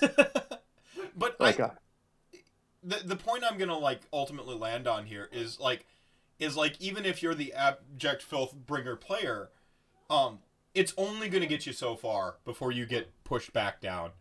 Ferrari number 2 rip. Like you're not. Yeah. I'm okay with that. Like yeah. Like, but there are people like Brendan who will tutor me and help. Like I went 4-1 for the first time in my life at Circle City last year. Yeah. And coming back to what like Heretic here, I think the robust meta thing is happening right now. I think we're in this the fat middle era that Vince Venturella talked about. I think that's kind of where we're at. I think we've gone a step further to be a sort of robust living meta. The rock paper scissors is here, the RPS. Like I think we're in that meta now. Part of being in that meta, in that robust meta, is understanding that you're going to have good matchups and bad matchups, because you're going to have someone's going to be the paper to your rock, and you're going to be the rock to somebody's scissors, right? Like understanding that is going to go a long way to helping you have a better experience. And like I'm not telling you to get good, like that would oversimplifying the nuance I'm trying to put into this, but it is very liberating to understand you're playing a bad matchup and then just throw caution to the wind. Like, Yep. it is liberating to know that, like, like, when KO was coming back out, I was just like, hell yeah! Like, it's the worst army I had ever personally played against in 1.0. Zinch I didn't mind playing against because I was running Nagash, and I said, fuck you, use all your Destiny dice. Like, checkmate. You know, and Yeah. so, like, whilst they were, like, a filthy, busted army, I still said, I don't give a shit, use all your Destiny dice to try to unbind my spells. You're not going to. You know, like, let's go. But KO had the Ren 2 shooting and the ability to one drop and just, like, take my Nagash off the table just like that. Nothing I could do about it. But, like, because I played that opponent all the time, I just, like, learned to, like, live in, like, I'm just like, fuck it, let's go. You know, like, I started to tailor my list to beat him, which I think is a natural in the local meta. Like, seeing that's naturally what ends up happening. If the best player in your tournament, in your local scene, is a Boulderhead player, you're going to think Boulderhead is the best fucking shit in the world. And you're going to start tailoring your list to beat Boulderhead. And you're going to, like... And I think that's kind of what happened with me and KO. So when, like, KO got, like, just shit-canned coming into 2.0, I was like, oh no, my, like, greatest rival's gone. Like, I felt bad, you know? Because it's fun to feel like the underdog, actually, and throw caution to the wind, and play hard, and, like, play recklessly, and know that you're not, like, playing that chess battle of two masterminds who are evenly matched. Sometimes it's nice to feel like you're the underdog, so that you can take the pressure off yourself and try to play hard. I'd say, like, a lot of times it ends up being harder to feel like you're the one who's supposed to win, and then you lose. Now you second guess every fucking decision you made and start to feel bad. Like, so, I mean, this is a long tangent off the main topic, but like, I think it's we've approached this RPS meta. And as soon as people become okay with accepting the hard L, you know, at the list building phase, you're gonna liberate yourself to start playing better. And not to say you're gonna get good overnight, but some of the, like, mental blocks that are there at the table when you line up against an army, you're like, oh, this one beats me. Ugh, and you just, like, punt the matchup before you even deploy. Now you're gonna go, oh, okay, they've got the advantage. You know, this is a 70-30 matchup. This is a 60-40 matchup. And then you go, like, okay, now I know that, like, their list is better than mine, or their army archetype is better than mine. But, like, I know my outs, and I know my reckless strategies to beat them. And that just becomes a lot better. And as long as there's not, like, an army that just 90%'s the field, that, you know, that's fine. 60-40s abound, 70-30s abound, that's fine. You know, and then it's that rock, paper, scissors, you know, even spread of armies that beat each other and counter each other. Because, like, you might be holding the L for somebody else, but somebody else is holding your L, and now you just got to dodge them. I mean, or learn to play the matchup. As somebody who plays an abject filth Slanesh list with 3 keepers, I set up across from Sean Clark or Adam Tronzo or Boy Wonder fielding Skaven with at least 6 Storm Fiends. That's an uphill battle, right? Like, I'm going to lose 2 keepers before I make a move, or before I get into combat. And that's just a thing that can happen. Somebody you can't pilot, but Skaven, I think, are incredibly hard to pilot well. Yeah, no, you're not wrong. So it's specifically those people. I've played other Skaven players with 6 or more Storm Fiends and absolutely destroyed them because they have no idea what target priority to go after. Well, and mentioned earlier on in chat is, like, the average player skill level in Age of Sigmar is pretty low, and that's a product of time. It's really hard to play a ton of games of Age of Sigmar and, like, #get good. You know, one game is a weekend for you. You know, like, just practice, unless you have, like, a club that is just, like, always grinding out games. Like, it's hard to get in a bunch of games. You have to commit to that as the plan for the week and then going forward. As a Magic player, I can just goldfish. I can go on MTG Arena. Like, I can get in my reps, man. It doesn't take me anything to do 20 games of Magic in a week. You know? Nothing. Just time. And that time ceiling is very low. Like, same thing with, like, Street Fighter. You know? Same thing with League of Legends. Like, it's really easy to like get in that like requisite amount of time. With Age of Sigmar, it's not so easy. So it can take you a long time to build up that sort of next tier of knowledge for your army. This is the benefit of like just playing your army through the filth and playing your army through the ebbs and flows, and you're going to get that deeper level of knowledge, and then you're going to have sort of a quicker startup in learning the next army. I mean, so that's you know playing every other Wednesday. Even that's like kind of a low amount, right? Mm-hmm. Like you have people playing like 3 or 4 times like a week every other Wednesday. That's 2 games a month, 24 games a year. Magic. I played 24 League of Legends games in like 2 days. Yeah. Well, then you have your savants who play like what, 3 tournaments, 15, 17 games a year, and take home first place. Well, yeah, I mean, and there's something to be said for savants. There's something to be said for like people who are just good at rules and systems. I came into my friend Sam. He was my best friend growing up. Whooped my ass at everything. Like we all have that one friend who just beat us at everything. I'm a better AOS player than him. Something just clicks for me with this game that clicked for him with Warhammer Fantasy Battle. Like there's no other way to describe it. Like Warhammer Fantasy Battle clicked for him, and for me this game clicks. And he's smarter than me. He's a better writer than me. Like he's a great guy. But I'm like, just something with this game clicks for my brain. It's like it's like a beautiful mind. Like I'm Russell Croweing it. I just see the field is the only way I can describe it. And it makes me a competent player, not hyper competitive, but competent. I mean, most of my games every year are tournament games because I love this game, but I stay for the Midwest community. Mm-hmm. Like, that's why I'm here. So, I may bring abject Phil to tournaments, but 2 and 3. 2 and 3 still. Yeah. 2 and 3. Can't hate on that, right? I'm personally doing my part to drag down Slanesh's win percentage on LLV stats. Yeah, fair enough. Thanks, buddy. Like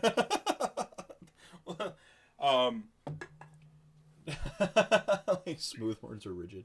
Yeah. What the heck? Yeah, competent versus competitive, I think, is a good distinction to get people like used to hearing and understanding for the game. I think. It takes away the feels bad of like sort of the different like places where you might land on that scale.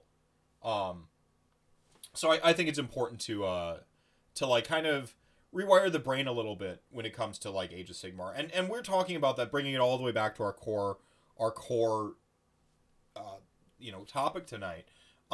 Setting up just like basic expectations in a tournament sense, and a lot of that's already like a lot of that groundwork's been done for us. The tournament scene's already done a whole lot of that, but when you're thinking about, as you said, what is it, 1 in 200, 1 in 400 are on the spectrum. Mm-hmm. And it's I think you're right to say it's probably closer to like 1 in 50. It might even be more frequent than that. It could be 1 in 10. Like who knows, right? Mm-hmm. You a couple people in chat were, as you were describing your disorder, they were like, "Oh yeah, you just described a lot of me." Like and so like it's probably more common than we realize, and a lot of the science is developing even now, and a lot of our understanding as a society is developing now. Games like this game though has existed and already has the benefit of camaraderie, community, and family. Like all that groundwork is laid there, and as long as we're just like we just sort of rewire our brains a little bit and go, hey, people could be gaming with invisible disorders. I am going to be conscientious of my opponent. That war in their head, whatever it might be. And I am going to take the responsibility myself to be a little bit better, a little bit more accommodating. And if everybody does that, great, right? Mm-hmm. I mean, I'm not saying go far enough to like throw a game. No. At a bad time, but like, just have that sort of like, I like to have a chat at the beginning, and I've added in some things like I may say things that are a little odd. Feel free to point out if I'm being a dick. I may not know. Yeah. right? Yeah. Like this is how I play. Like to me, it matters. I'm trying to tighten up my game, and I like to sort of discuss that sort of social contract at the beginning. Like you can play a loose game, you can play a tight game, right? Like Yeah. I like to measure fairly tightly. Mistakes go one phase back, right? Like something I learned early on is like tell your opponent what you're rolling, what you need to hit, what you need to wound. Yeah. I don't like to ask that question multiple times, and nothing gets me madder than when somebody throws a bunch of dice and says, "That's 14 wounds." Yeah. How? Yeah. Well, no, this is gaming by intent is what you're kind of describing. Yeah.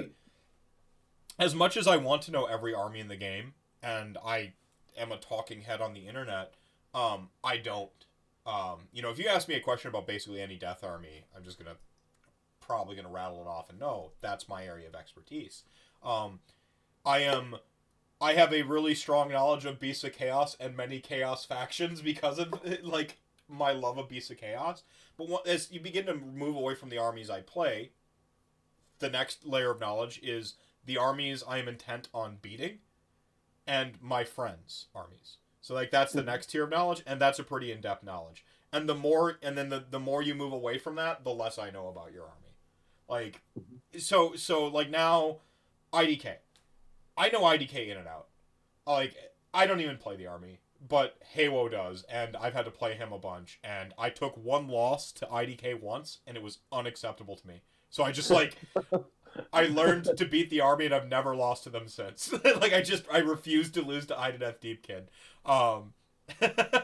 Like so like I learned their army. Fish elves. Yeah, fuck those elves. Like like no, so like IDK I know pretty in and out because I refuse to lose to them, but that's me. My brain. That's how my brain works. It's like I'll never lose to this again. Like I don't mind if I lose to I beat myself or like the dice aren't in my favor, but I'm never losing to not knowing their abilities. That makes sense.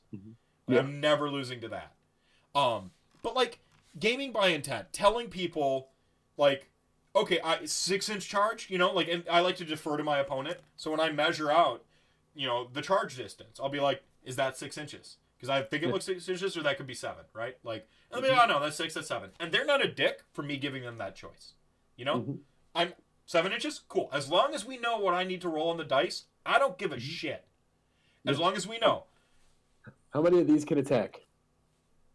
Yep. Yeah. Is that guy in or not? I put my that's where I grab the combat gauge. They've got a 1 inch. They've got a 1 inch reach. That happens when they're on the diagonal. Like like I know they fight in one rank if they're 1 inch, but he might be a little bit out because he's on the diagonal over here. What do you think? Mm-hmm. He's in or out? It doesn't matter. If I've given you the choice, I'm deferring to. I'm not deferring to you. This isn't like asking you where you want to go to eat as your significant other. Or I'm like, oh, do you want to go like eat at McDonald's? Oh, I don't care. And then you go to McDonald's, and they're like, I didn't want McDonald's. That's not what I'm doing to you at the table. Like, if I'm giving you the option, I actually don't give a shit. Like, I don't give a shit. You can tell me 6, you can tell me 7. Like, I play with horde armies usually. I don't care. That one guy does not make a difference. If your thing lives by a single wound, bravo. It's an intense game. Intense game. Like, on the other side, if all of a sudden pylons become 5 or 6 inches, we're gonna have a chat about that. Right. And that's the thing is like you start to watch people like do this knuckle down or no measurement stuff. Like that's where you got to go. Like I mean I know you know your measurements, but I'm terrible at distance. Could you just maybe like use your combat gauge so I can tell, like. Type thing. Like I just say that. Like I can't eyeball distance whatsoever. That's why I don't play Warhammer Fantasy Battle. That's why I wasn't very good at Warhammer Fantasy Battle. I can't guess artillery ranges. I'm fucking terrible at that. Same. So I'm not even lying to you when I say, could you just measure, because I'm terrible at guessing distances. Yeah. I picked up this tip from Tom McClure. Hey, that's really cool. That's really cool. Is that how that works? Like, can you show me? Yeah, asking rather than telling them, right, is a big part of it. I try. Other times I'm like, that's not how that works. Right. and Yeah, I'm trying yeah. to stop that. Yeah, no, like asking the question rather than telling is really important, because also, like, worst case scenario, they're going to look up the rule Hmm. because they might misremember it. And that happens. Sometimes you misremember your own rule and they're going to look it up. You know, it's the trust but verify, right? Like, I'm trusting you, but, like, you know, explain it to me. Um Hmm. and this is where playing by intent. Uh just establishing the intent of the dice, essentially, right? That's important to go, these guys need, you know, these guys need 6 inches of charge. Boom, we measured it. I Hmm. deferred to you because it looks on the line to me. Is that 6 or 7? I don't know. You go, okay, it's 6, it's 7, whatever. I didn't care. I asked. Like, same thing with, like, when I go to roll my clunk of dice. I go, these are 2s by 3s. 2s, cool. These are 2s by 3s. Re-rolling 1s. Okay, Yeah. 1s. I'm grabbing the 1s now. Like, I announce all that stuff. So, okay, grabbing the 1s now. These are the 1s re-rolled. I also worked at a casino in surveillance, though, and I wonder if that has anything to do with how I naturally approach dice games. Saying the words. We talked about on the LVO recap episode last week, like, craps is the Wargamers game. Like, it's just a dice game. It's all just straight chance. So, like, craps seems like it's just the natural game if you're a wargamer. But, um, like, I find I clear my hands, which is a blackjack dealer thing. Like, when I'm like, uh, so yeah. Yeah, so like, declaring intent, declaring, like, what you need. I think this is just healthy practice for Age of Sigmar. Part of the Well, social. and to bring it back to the topic at hand, it really helps people like me because you may assume that I'm able to read your intention. I'm not. Like, telling me what you're doing is super important to me and makes me feel included in the game. Yeah. When I say Uh, playing by intent, I mean announcing intent, by the way. yeah, Announcing your yeah. intent. So continue. This is a great point. But more like the like it comes down to like obviously I was gonna do that. Well, when you say something like that as an argument as to why you should be able to go back and do something, it puts me in the position of, well, it's either a non-obvious point or I'm an idiot because I missed an obvious point, right? So I don't know. I feel like talking through most of the things, and like I played a game once with a guy who was really overly emotional to a lot of the things that happened in the game, and I don't get that. I'm not that person. I don't really resonate with that amount of emotion. Mhm. Um, but we hadn't talked about anything, and it got down to in turn 5. He was like, "Oh, if I had made this move in my turn, I had the bottom of 5. If I had made this move in my turn, I would have won." And I was like, "It's really awkward that you're asking me to take back a move you made on your turn in my turn. That loses me the game. But you obviously need this more than I do, so feel free, right?" Well, I that see that's a weird, that is a weird situation. I'm trying to. It's hard to set hard lines or hard rules on takesy backsies, right? Yeah, yeah. It's really hard to do that. Mostly, I've come down to what I call the game state. If the game state has advanced, no. Mhm. Yeah. Um, if it's but, and I've actually softened on this recently. We're talking in the last month. I've changed my opinion on this. Rather, this tournament to the tournament before last. In that Mhm. span is where, like, I've had a lot of time to sit and think about it, and I've had a lot of discussions, especially around, like, the notion of AOS reminders, uh, parity in gaming. Like, what I ultimately want in Age of Sigmar is parity. I want that player base level to rise up, and I Mhm. think we do that by educating the players, helping each other out, so on and so forth. I want great games of Age of Sigmar. I don't want to win because I gotcha'd. Like, I want Mhm. great games, right? And so diluting out the gotcha moments and getting rid of the, like, stuff like that. And part of this is I want you to play with all of your rules available. You know, like, I forgot to Hagnar Cup, or I forgot to, like, Sippy Cup my Witch Elves in the hero phase, and I'm about to roll dice. Have it. You'd have done that, right? There's no way you wouldn't have, because you forgot to do it. Like, I'm not, whatever. You know, like, movements then become, like, once you get around to my turn, a movement becomes a little bit harder to swallow. If it's just oh, I want to screen you off this objective, so I'm going to move my guys, and I say that, we know that you have established the intent to screen these things just on the edge of that 6 inches or whatever it is in a nice little circle, and so that like I now can't get to that 6 inches. You said that, and you went to move your guys, and we get around, and we're playing, and now I go to fight you, and it could be 2 turns later, and we notice that one skink is like 1 inch in, and I can get one model in there. No. You said to me 2 turns ago that was your intent. Like I know now, and then I go, oh yeah, dude, move the model. Fine. Yeah, we know. I'm not interested in like the pedantry of gaming. I'm not all these like little micro, like granular transactions of the game don't personally interest me, because in general, I'm pretty secure in gaming. I have ways to have my fun no matter what. It's cool. I have my own internal issues and struggles, but when it gets right down to it, I know how to have fun with my games. And so like I don't have anything to prove. So like that just relieves a burden of stress for me at the table level to begin with. Beyond that, like I just think it doesn't, like, if this were an RTS, all these calculations and shit we have to remember all the time would just be done for us, and then we would just be clicking the map and beating each other on like on the strength of our tactics, right? And a little bit of chance and luck in the RNG.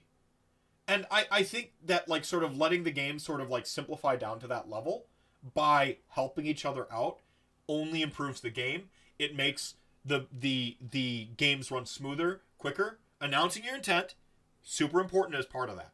Announcing that I was trying to screen this objective in this way, and then you went, ooh, but did you? And twisting your goatee at me. I'm not, like, come on. No. Like, we knew what I was trying to do, or I know what you were trying to do, depending on what end of the table you end up on. So the hardest rule I have is game state. Meaning, once models have begun to get removed. Mm-hmm. That's the only way I can really quantify that.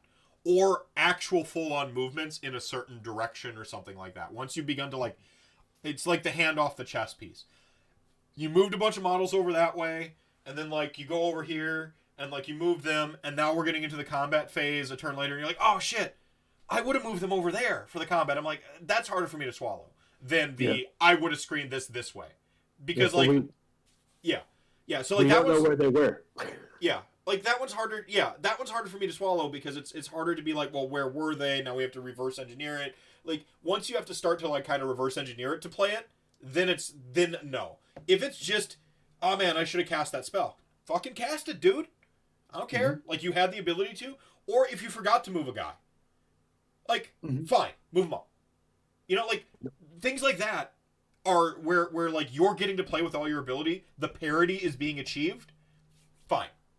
I want you to play with all your stuff, because I don't want to walk away from a game and go, I only won because they forgot this, and this. Well, I play at low enough tables to where I agree with that entirely.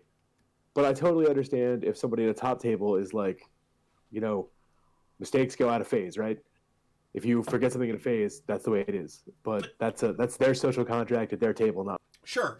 But the thing that made me reassess my opinion, of all people, was Brad and Andrea from Detroit Warhammer. The Twitter interaction. They're the ones who made me change my opinion, because I was a lot harder line on it. And then, like, I played Brad at Midwest Meltdown, and, like, watch, like, his efficiency with the gameplay and stuff like that, writing on his little, like, dry erase sheet. I'm just like, this isn't the boogeyman, like, you believe him to be. He just wants to play great games and win. And, like, I can respect that, but he doesn't gotcha you. He wants you to play with your rules. Like, he wants you to have your rules.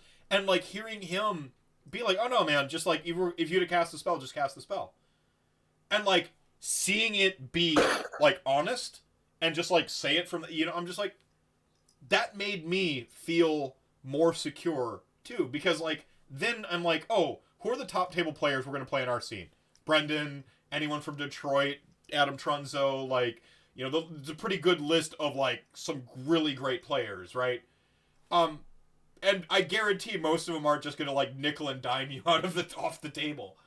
And that was very, again, it's me getting rid of that Magic the Gathering mentality. You forgot to attack with that creature and move on. Go ahead. Oh, bringing it back to the topic at hand, I had a super awkward moment at last year's Circle City. Two of my buddies that were on my team just had a horrific day one. We're ready to like rage quit the hobby, right? I coaxed them into coming to day two. So round 5, we're fighting for not last place, and we're matched up against Detroit, who is going for the tournament, right? Yeah.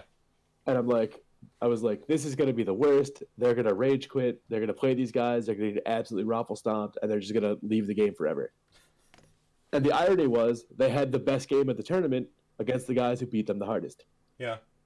Right? Like they all set up, they like just the tightness of the game, the communication. Like you're right, they're not the boogeymen. And I think some of the problems are like my buddy Mike played a siege player who was playing rules very, very wrong. Yeah. And he just, much like I don't know that rule, right? But if something seems overpowered, I'm going to ask to see it. He just let it slide. The guy was doing the Destiny dice replace thing, but when he would use a 6, he would replace it with a 6. He wouldn't roll a new Destiny die, and that's got to be demoralizing, right?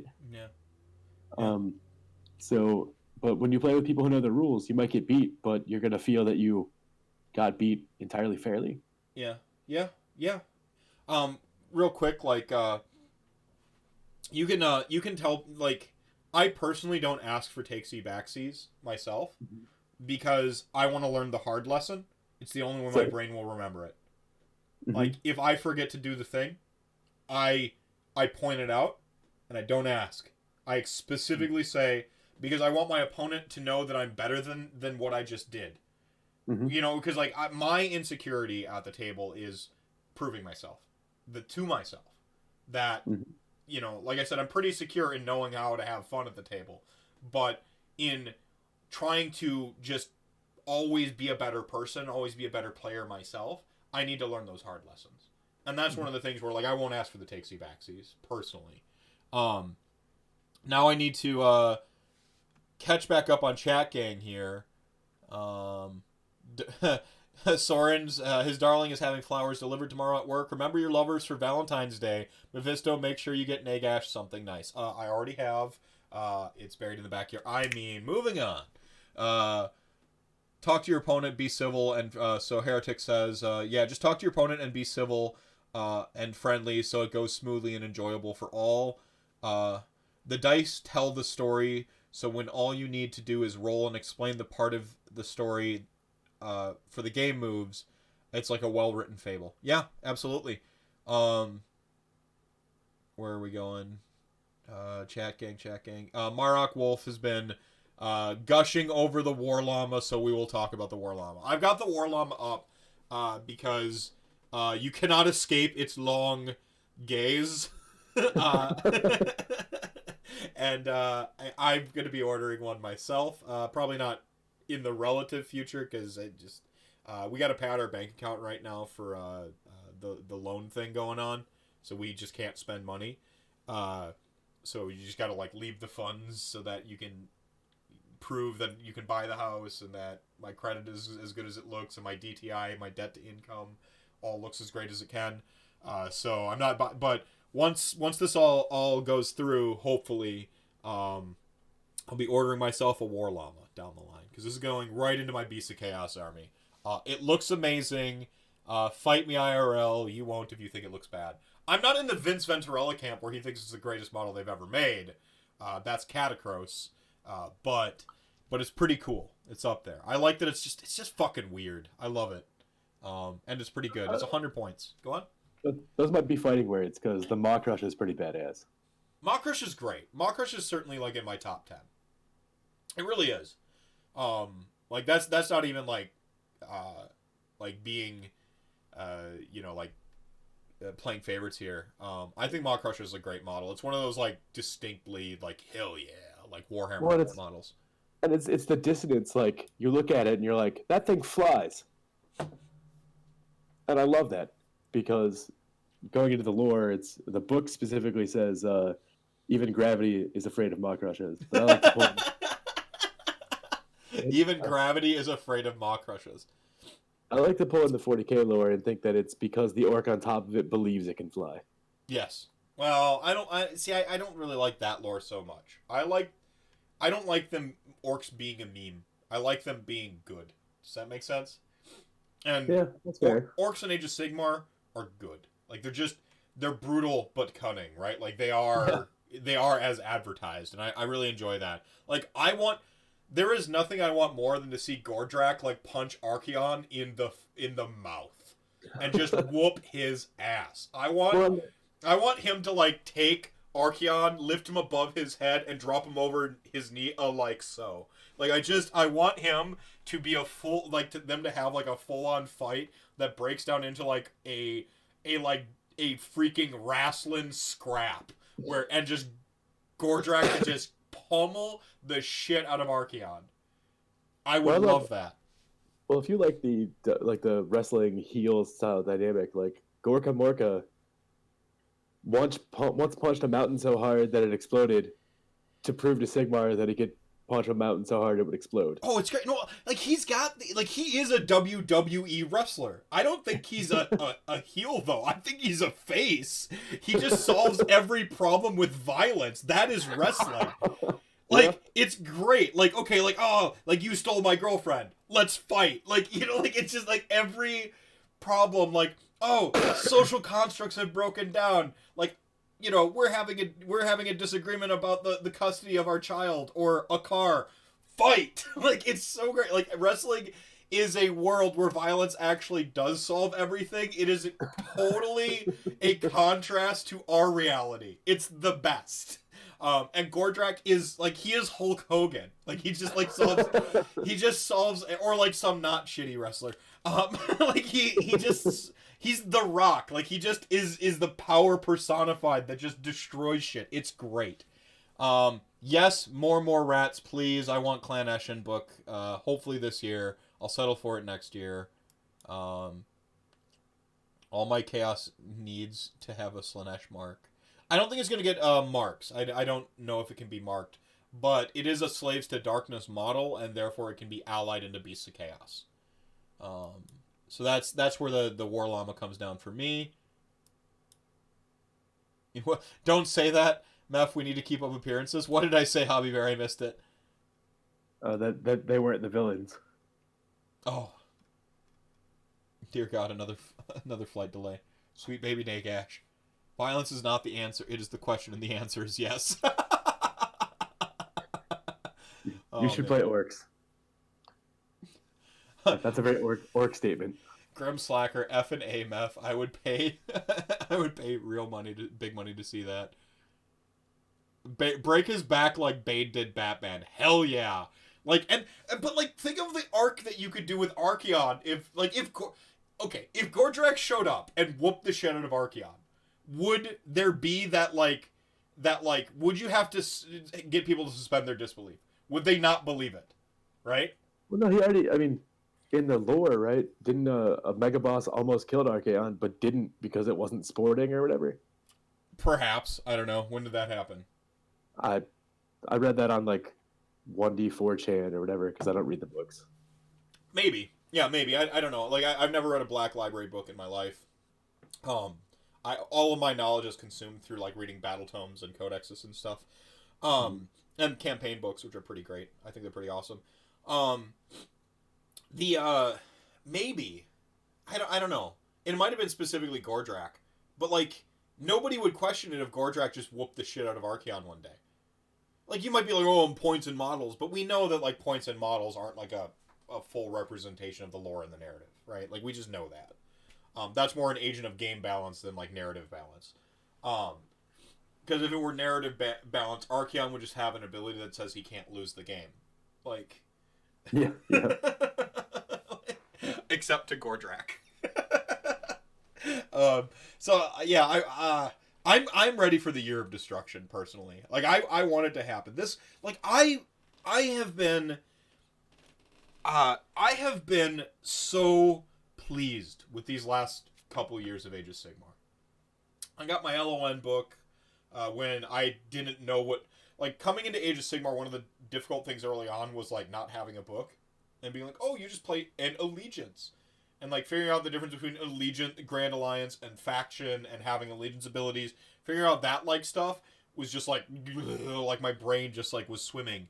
But like and then LON happened, and then AOS 2.0 happened, and malign portents happened, the story driven event, all the harbingers showed up, like we got, then the Necroquake happened and it forced an Age of Sigmar 2.0. Like, that's fucking metal as hell. Like, my favorite character gave you a new edition. Like, how awesome. Like, that's awesome. And it's been a good couple years for Death. It's OCR Bone Reapers showed up. Wrath of the Everchosen. I actually do like the story, by the way. If you watch the Warhammer Weekly from yesterday, I get really upset during the show, but you have to understand I'm playing a character. Vince is going to be the level-headed arbiter, and I'm going to be the shameless homer for my army. And then Tom is going to be Tom. I naturally don't like Archeon, but like when it gets right down to it, I think that the story in there, no spoilers here at anybody, it made them both look good. I still think Archeon needs some consequences. It bothers me that he doesn't have it, but maybe we'll get another story there. So yeah, but what he wants is an agenda I can get behind. Yeah, kill all the gods. Yeah, no gods, no managers. Yeah, no, it's fine. Burn it down, whatever. Yeah. But like, he's such a fucking hypocrite, and he's a weak sauce. Like I'm not gonna like make fun of Archeon right now. I have plenty of takes on Archeon. But the point is like, the story is, like, good. But, like, I'm okay with riding off into the sunset for a little while, letting the Year of Destruction happen. Like, I really am. Like, my faction has had a great couple years. I got 2 brand new, 100% brand new armies with Nighthaunt and Ossiarch Bone Reapers. Like I'm good. Give me vampires down the line, have Nagash and Catacross do some sweet shit down the line, but for now, Year of Destruction. Let's go. Well, I mean, aren't we? We're getting giants, right? Yeah, right? Behemoth, the Sons of Behemoth. Do we know that they're going to be Destruction, though? Because they're hish. Like, are they going to, like pull a, like, fast one on us and make them, chaos? Make them chaos, because Chaos Gargants, or, like, Order, because it's hish? I don't know. Holly Bear has informed me that they're Destruction Giants. So okay. I'm just going to go with that. Okay, cool. But, I mean... Go ahead. I'm upset that army's coming out, because I don't need a 7th army. Yeah. But I'm going to have one, because giants are awesome. Death Giants. Hell yeah. Diddly-doo. Like freaking metal. Death Giants would be sweet. I still want my Bone Construct Giants, man. Gothazar Harvester kind of gets there. I just want more of that. Where's my Bone Construct fucking dragon? Like, Terrorgeist? No, it's a spindly, weird derp monster. Like, I want huge and, like, made out of... I want Dark Souls and Bloodborne monsters .army. Okay, that's all I'm really saying. all I want is brutes with better than a 6 bravery. But giants, we all need giants. It's true. And okay, so I said like Year of Destruction, and I do believe that. You can still throw like the Skaven book in there, because it is the Year of the Rat on the Chinese calendar. Like, if we don't get a Skaven book this year, missed opportunity. Every Skaven player right now is like, no, our book's fine. We don't want to do one. Really? I think they're one of the toppest. I think they have the most answers to everything. Yes. You're not wrong. No, you're not wrong. Like, Skaven, like, everyone's like, oh, yeah, like, OBR, like, out of line, and it's stupid that, like, new books had to get printed to beat them. I'm like, Skaven beats them. Yeah. Like, Skaven just beats them. Like, it's a really hard beat. Like, the thing is like, Skaven has a high floor. You have to learn that army. It's a hard army to learn. But once you learn it, you're just like, let's go. It's like, let's go. So anyway, I started blasting. It's just like, yeah. I want a new one That book is 50% trash units. It's got some filler in it, most certainly. Yeah, but the 50% that isn't trash is really good. Yeah, yeah, and that's probably better than most other books get. Like their top end is so tippy top. Like Sylvaneth, Nurgle, they need help. Yeah, yeah. Like how soon is it too soon to ask for a new book for Sylvaneth? Is now too soon? Can we get a new Sylvaneth book, please? It's like, do you remember the writer's strike for television? Yeah. Do you remember like when TV like got really weird and bad? Yes. I feel like the Sylvaneth book was the writer's strike book. Like we didn't hear about the writer's strike, but like they just like the writer's strike happened and like a bunch of interns wrote it. Well, it's like they're the only like Beast of Chaos book not good. It's we fine. can agree on that, right? But it's okay. They're playable. No, it's not. This is not an A tier book, right? Like I think there's a lot more A and B tier books than ever before, and like the A like. You know, like they might end up being a mono build, which is a failure of a book, but like when it gets right down to it, you still get an A tier army out of it. Beast of Chaos, go ahead. Beast of Chaos got better than before they had a book. Can we at least agree on that? Yeah. Sylvaneth got worse. Yeah. They're like the only army that got a book and are objectively worse than the Dryad spam. Teleport onto your objectives. One mega battalion. Yep. Yeah. Good night, Frank. Hit him with some chat gang emotes as he heads out. No, I agree. I think it's the only book where the army just got worse. It's so sad. Like there are armies books that are like missed opportunities. There are army books that like made things that you liked worse. There are army books that like neglected stuff you were hoping that they would do well. Like all that's true. But like they're like the one book where they got worse, and like the Sylvaneth players, like it's just man, I don't even want to. Yeah, I can't even really like linger on it too long. Like, but yeah, Beast of Chaos like at least got better, and the thing about Beast of Chaos is it was written in such a way to be modular, which is pretty cool. It's both the worst thing about it and the best thing about it because you feel bad because like you never. Like, the best way to play your army is to, like, go into somebody else's army, and that's just, like, kind of it feels bad.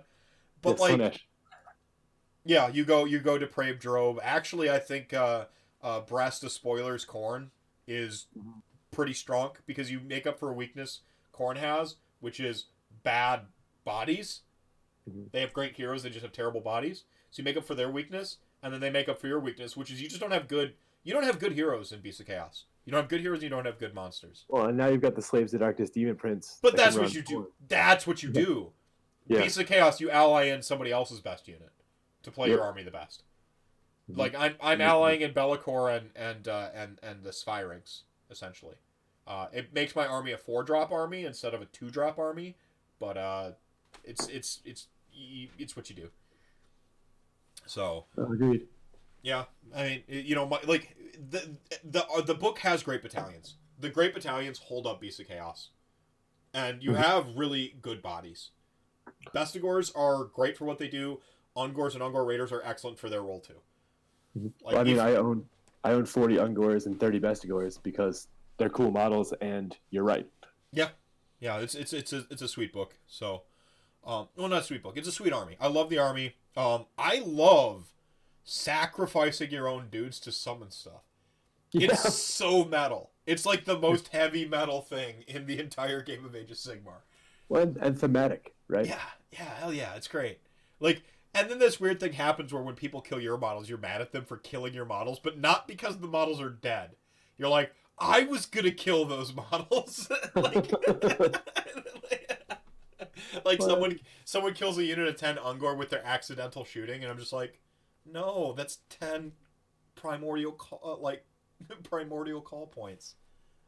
Well, I mean, here's my hot take from my limited perspective, but when it comes to balance of this game, I think there are 10 or more armies that are capable of winning tournaments right now. Well, I would like anyone to tell me a point in time where there were that many armies that could win tournaments. Yeah. Well, we had like three OBR lists in like a top 10, but then we had 2 other armies like 2-peating in top 10s, And I'm like, it's not just like Petrifex. Like, they have the one extra list up there because of saturation, but like, a lot of armies are competing right now.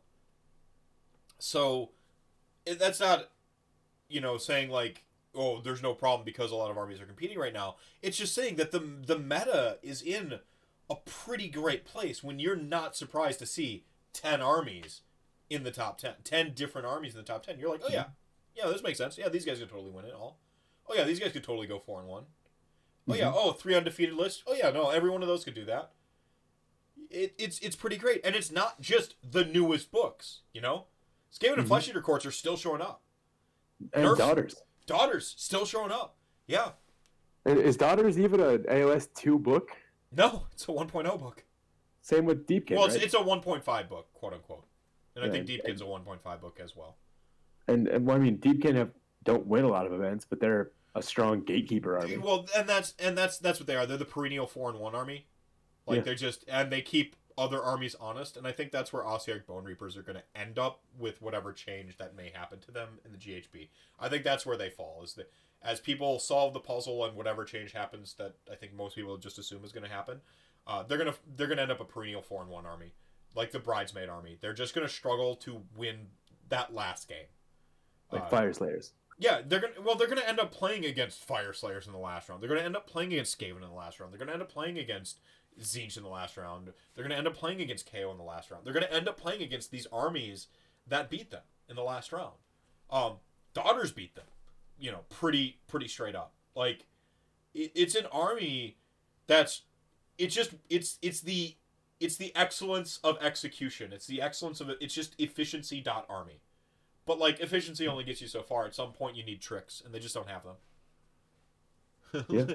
Leave Brittany alone. Leave Bone Reapers alone. I mean, like, as somebody who plays Slanesh, I feel like setting up across me, I'm just throwing ping pong balls at a brick wall. Yeah. Yeah. And that's okay. That's okay. Slanesh can have hard counters. Yeah, well, and that's the other thing is, like, you can have hard counters, right? Like, it's okay to have that, like, 80 to the 80-20 matchup, provided they have the 80-20 as well, right? Yeah. I think Bone Splitters beat you in, like, an embarrassing way as Ossiarch Bone Reapers. Like, they beat you in an embarrassing way, which is like, okay. Like, awesome. You're just like the green carpet, and you just like run around in a circle around my army, and like I can't do anything to stop this. and you know what? Weighted dice beats you, right? So all the shots. Well, I mean, they can shoot down a unit of Mortek Guard because importantly they can shoot down. So the first turn, like, they're basically out of range of repercussion, so they shoot down the support piece with the first turn. And then the second turn, they take off your pieces, or they start to like thin the unit, and they usually have something to like gum up the works to get in there. It could be a rogue idol, it could be a unit of like savage boys or whatever. Like, they can gum up the works with like this other just big stupid unit, and then the whole time you're just getting shot. They do some really good stuff. No, it's a really solid army. They have mobility and they've got tricks, and they are underestimated on the quality of their shooting and combat, I think, as an army. Just bought a Bone Splitters army myself. Yeah. So Bone Splitters are like low key pretty good. In fact, the whole Mod Tribes book is low key better than people realize, I think, and that has a little bit to do with, I think IJ had a jobber status for so long that people just like, oh yeah, they're jobbers still. No, they're not. You have to, again, same thing happened to them that happened to a couple of other armies, which is the way you were running it 2 iterations before, because remember we had that weird in-between time period, the GHB and Mod Tribes, where your army was completely different. It's your army's it's a little bit different than what it used to be. As recently as 6 months ago, 2 different iterations you've had to deal with, right? So, I missed your question of how do I feel about increasing the meta to 3K points. I think from a time standpoint, that just isn't sensical. I feel like, let me speak as somebody with a visible disability. As a large person, standing over a table for 9 hours instead of 7 is gonna make my back feel like absolute trash on Monday, right? Like, it's the playing Warhammer. It takes a physical toll on you, which is strange because it's a lot of standing around and moving. But I know when I get Sunday night when I get home from a tournament, I feel absolutely wrecked. Same. And I'm in. Go ahead. Just three. What's it? 3.5 hour rounds for a 3K, maybe 4. Yeah. No, thank you. I love the idea. I'll do it on a Saturday, but not for a tournament. Yeah, I mean, I do it. I think we need to infuse more wacky game types into our sort of lexicon of gaming. I think that'll give us a deeper appreciation of the game, because you're seeing it from a different angle and a different light, right? Mm-hmm. And I just think that net makes it gives you a better total experience of the game. And so I think we need to embrace some 1K, playing a couple more 1K tournaments and playing a couple more doubles tournaments and playing some 3K and some 2,500 points. I think that's just all stuff we should get into doing a little bit. I can't see the meta shifting to 3K points. I just think that you already have this barrier of again, we talked about Magic the Gathering earlier. I can play 40 games in the time it takes you to play 4 Magic games or 4 AOS games. Hell, probably 2. You're exacerbating that problem by upping it to 3K. Yeah, how many keepers can I fit in 3K? Yeah, I don't know. I think you'd see some interesting lists come out of it, but maybe walk before you run and test 2,500. Grim Slacker, thanks for hanging on, man, or hanging out, man. Beer of Harad. Is that beer and then Harad is also a Diablo reference? I approve. Gave any thought to playing a Phantasmagoria Fate in a Host Arcanum? 4-drop Kairos Flamers and Raiders pregame moving. It sounds strong, and I think that Phantasmagoria is the list. When I first got my BOC book right after it came out, Phantasmagoria Fate was the list I was on. I just kept making Phantasmagoria lists. And this is a little bit before Mark the Beastman and Dan the Beastman were tearing it up with Enlightened on Discs. The thing that brought me toward it was I played Nagash, right? And so I know the volume of spell casting I do as Nagash. Sometimes I just barely cast a spell on that 6 or 7, and having everything in my army be able to unbind just seemed like a good idea. But also, everything fits into Phantasmagoria. Every unit scroll in that book can go into Phantasmagoria. So it's just a one. It just says pay 200 points to be 1-drop and then inconvenience your opponents. I'm all about that life. That's pretty good. But then I made a bold proclamation, which was not a bold proclamation, by the way. It's a really easy proclamation to make. Zinch is getting a new book. Phantasmagoria is going to be great again. Phantasmagoria kind of dropped off a little bit. I became interested in Depraved Drove. And Brass to Spoilers. Brass to Spoilers is awesome. If you feel like Warherd are just lacking that little bit of extra oomph, Brass to Spoilers, run as Khorne. You get that oomph that you feel you're just missing. You get that little extra last something that those Bulgors need. And so you start to really fucking slap shit. So big fan of that. And I don't see a whole lot of those armies getting played. Beasts of Chaos seems to have fallen off of a cliff.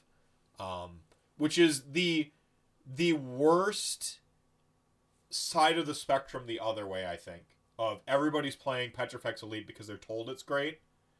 And so if you're just coming into the game right now, you just parachute into the game of Age of Sigmar, and you're like, what army should I play? What army should I play? And you say, I like Death, I like Chaos, I like Order, I like Destruction too. Who should I play? And then you get them to gravitate towards one of the Grand Alliances. They say Death. You're probably gonna point them at Ossiarch Bone Reapers. Mm-hmm. And by point them, they're gonna end up on that army. It's a brand new army. Everyone says it's great. I think push them towards Feck. What's that? Feck seems learner friendlier. Well, I still think Flesh Eater Quartz, not in a straight up matchup, not OBR versus Feck.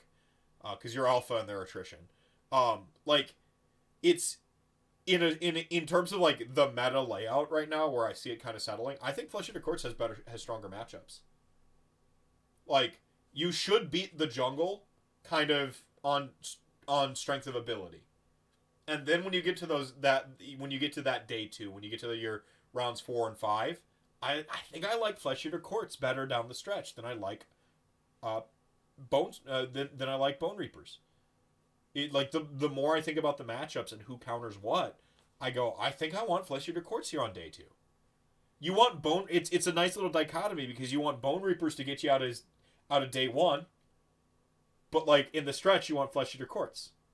So that's a fun little internal balance within the Grand Alliance. I think that's pretty fun to think about. But yeah, like Beasts of Chaos is on the opposite side of the spectrum.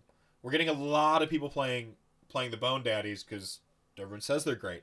And I think a lot of people are putting their Beasts of Chaos on the shelf because they're being told they're garbage. And I think that's premature. I think the army's good. They had a moment.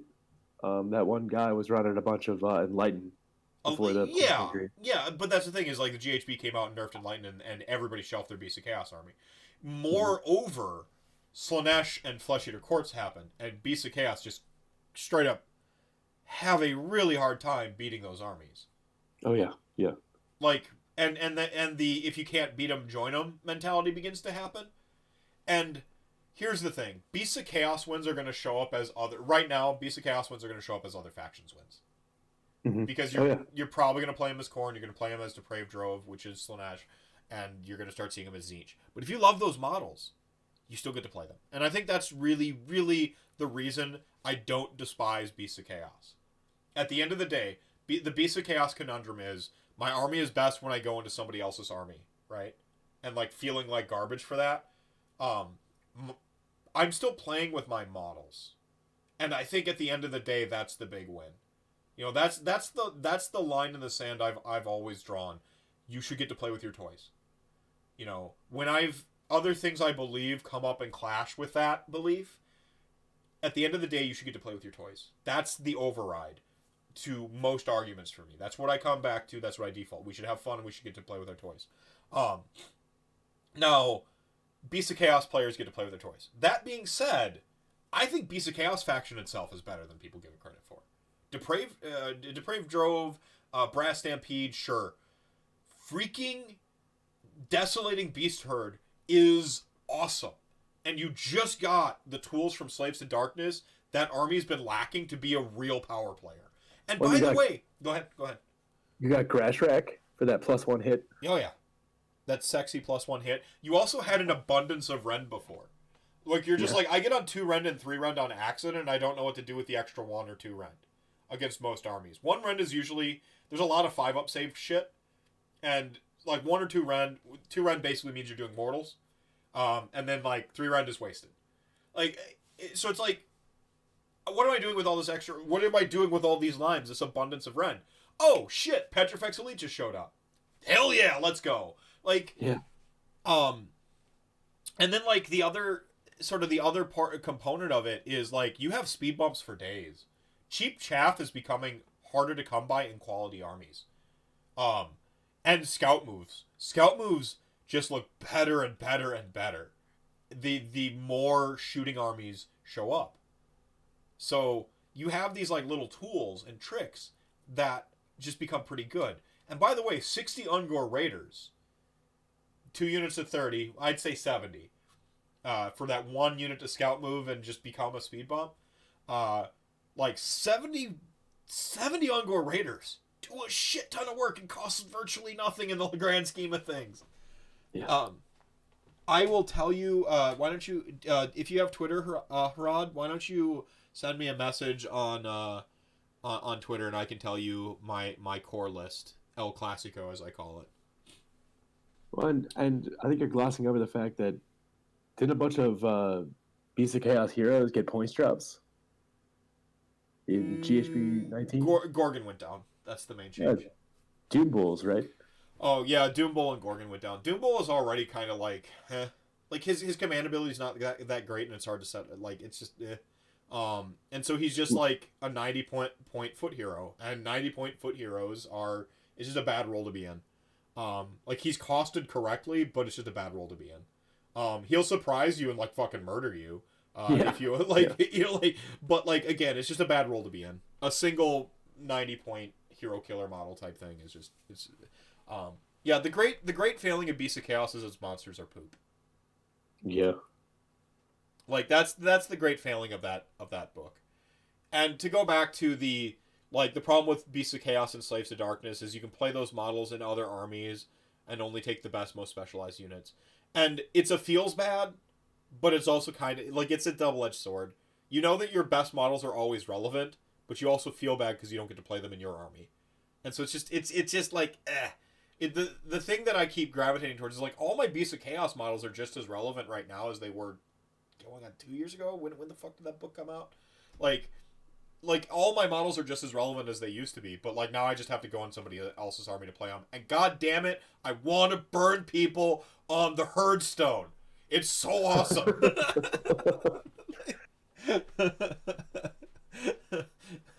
Like Fair. I feel like there's like two sides of my personality. You know, like there's like my methodical evil like Ossiarch Bone Reapers Nagashian side.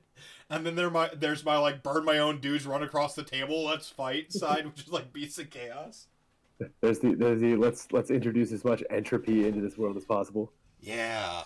Yeah. Well, I think they're both armies are accomplishing that. They're both like armies of entropy. Like Beasts of Chaos want to burn it down, and Nagash wants you to return to your natural state, which is dead. Yeah, but Death is entropy, right? And well, correct me if I'm wrong, but somebody told me just today that Order as a faction is the group of people who want to establish some kind of rules. How does Nagash not fit into that? Like he wants to establish rules. He does. And Order. Yeah, he does. No, he like that's the amusingly horrifying part of Nagash is like if he succeeds, it's like just the most orderly, neat world that you could get. Yeah. Like it's but like nobody has free will or like consciousness and like all these, you know, like or very select people get free will and consciousness. Yeah, but free will isn't all it's cracked up to be. Perhaps, right? Yeah, yeah, yeah. Heretics, you're not wrong, man. I feel like we could go on the tangent of like our armies and talking about our armies for a while, but we have a RantCast to finish. So I guess to bring it back to our core thing of invisible disorders. As somebody who has you've got your own, we've mentioned it. What do you think is the way? What do you think is just like if you were to, this is what I think your idea, your best case scenario. Oh, first of all, this is the first time I've ever spoken about this on this type of scale. So thank you for inspiring me to do that and inviting me to be part of this, because it's edifying for my own self-esteem to be able to openly speak about, like, there's not been a single joke or anything like that. Like, I felt entirely comfortable coming into this forum to talk about this because this community is this awesome. Yeah. So I mean, that's the end game. There is just I want to enjoy things that I enjoy, and not have to, like, I have a job. I'm a functional adult. It takes a lot of my cognition and mental capacity to actively be less awkward in public, right? Yeah. That's exhausting. Yeah, it is. I really enjoy the fact that, like, we can just talk about plastic models and all the stories behind them for going on, what is it, 3 hours now? Approaching. Well, 2:20. Yeah. So yeah. Close enough. Plus our pre conversation. Yeah. And going on 3 hours. And it's just like I feel at home, and I think that we have, as a community, so like the barriers to entry for this hobby are high enough, right?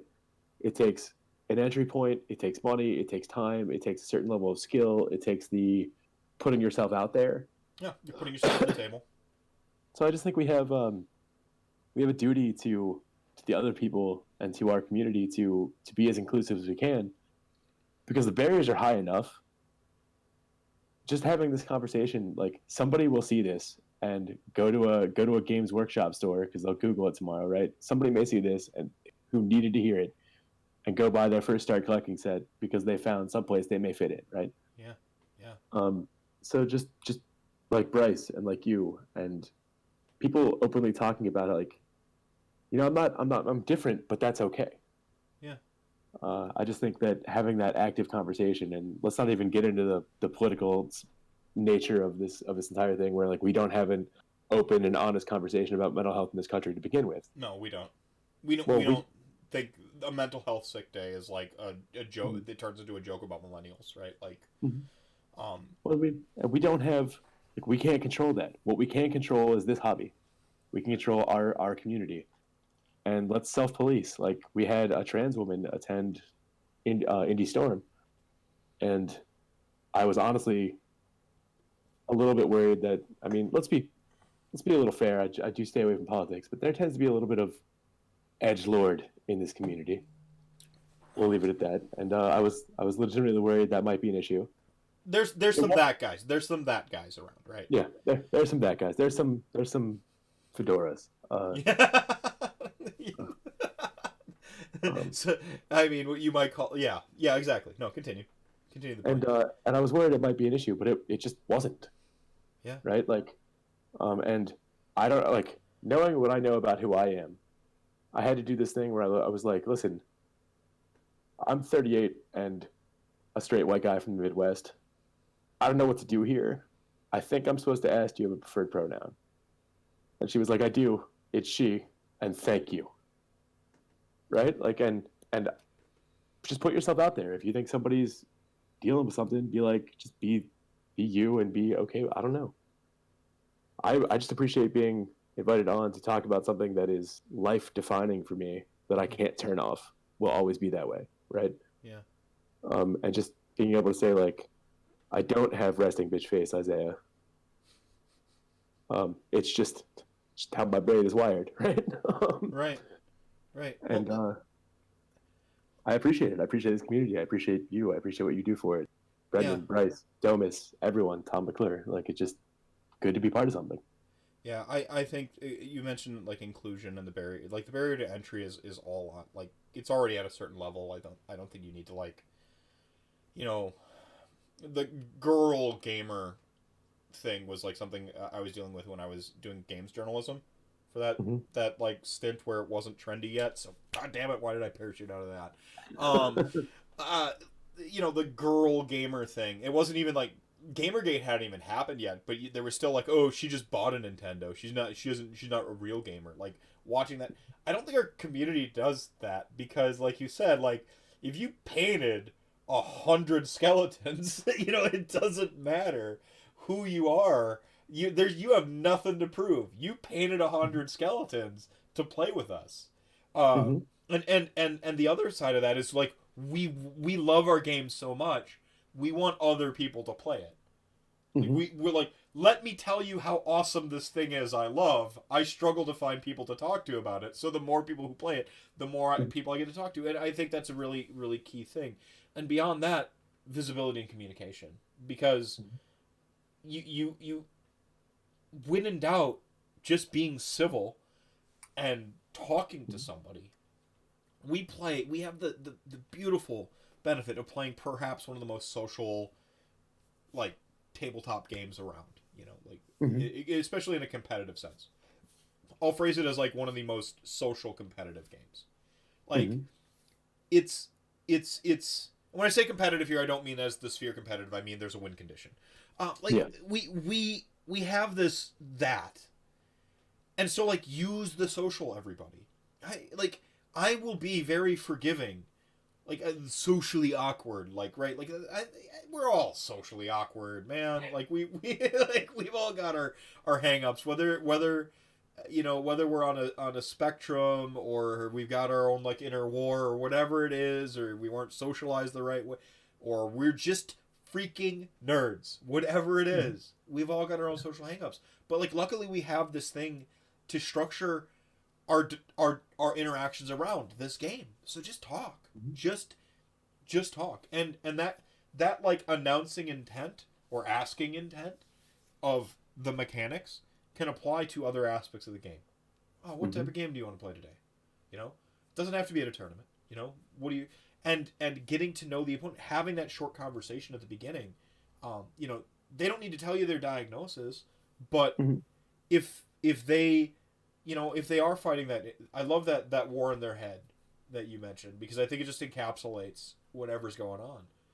If they need to mention it, now you've given them an avenue to, Mm-hmm. right? I mean, hell, if I went to the game store today or in 2 days, I'll be look,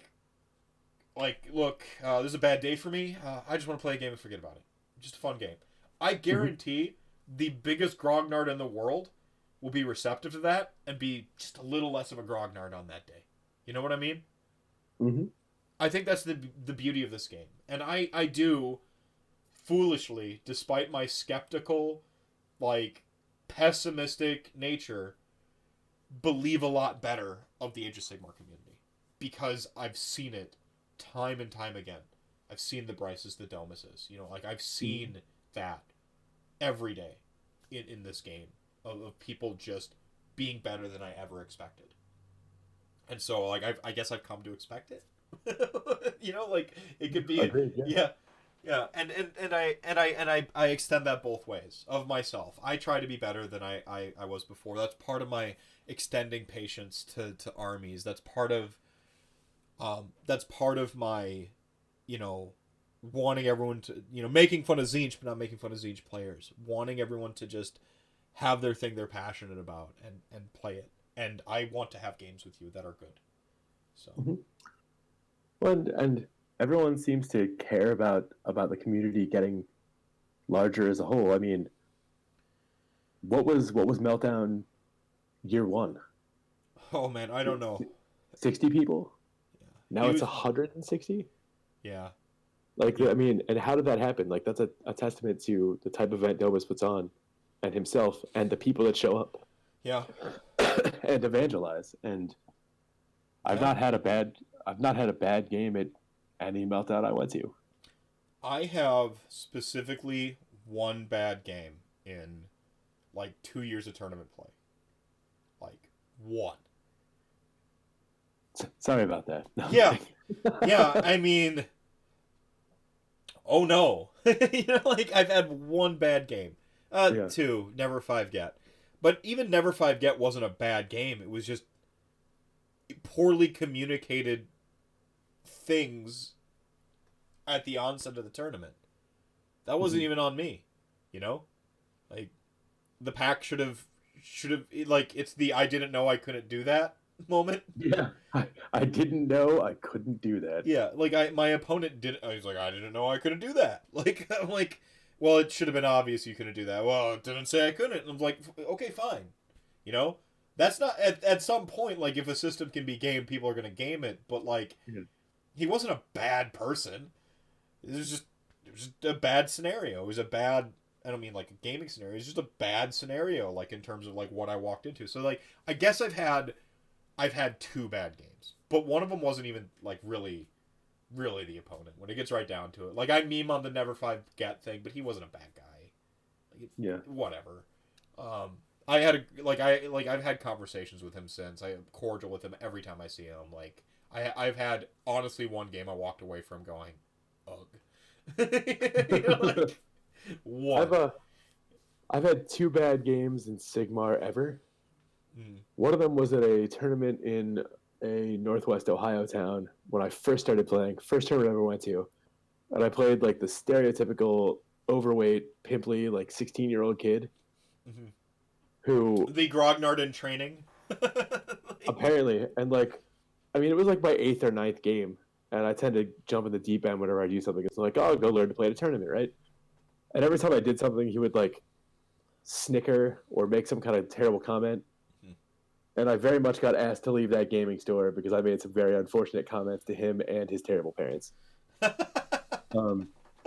And just said things I should not have said. Yeah. And that was a bad game. And the other one was at the Michigan GT. Round 2, I played the Ringer, who beat me bottom of 1. Gross. Well, no, I mean, we've mentioned Michigan GT twice now. I need to mention that it got better. Yep, the people who took it over are awesome. I love them. Jeff Campbell Crowley, the Cobra Kai Dojo, they ended up taking it over. It's a great event now. It's on my AOS priority list. It's very near the top to get there. So same. We can split a room. Cool. All right, man. We'll do it up. I feel like instead of going to Dragonfall this year, because they fall around Dragonfall, like I have like a hard cap on the amount of tournaments I'm allowed to go to as like a family man. I'm just gonna shoe that in place of one of the other ones I go to around October and stuff. So we'll do. I'm gonna do that. We'll Drumas real quick. Beasts of Chaos need better allegiance abilities to make you want to use their book over the others. Yeah, I mean you're not wrong. You're not wrong at all. I love the Herdstone, but that's the end of the list for your allegiance abilities. It's you get to deploy like it's like Stormcast Eternals. Like you get to deploy off the table. That's your allegiance ability. Like it's a really awesome allegiance ability, but it's like you get the Herdstone, you get to deploy off the table, and the rest of your allegiance abilities might as well be blank. And it's so clear that they hadn't figured out how to write like sub-factions yet. Like they simply didn't know how to do it. When they wrote Gavespawn, All Herd, and Darkwalkers.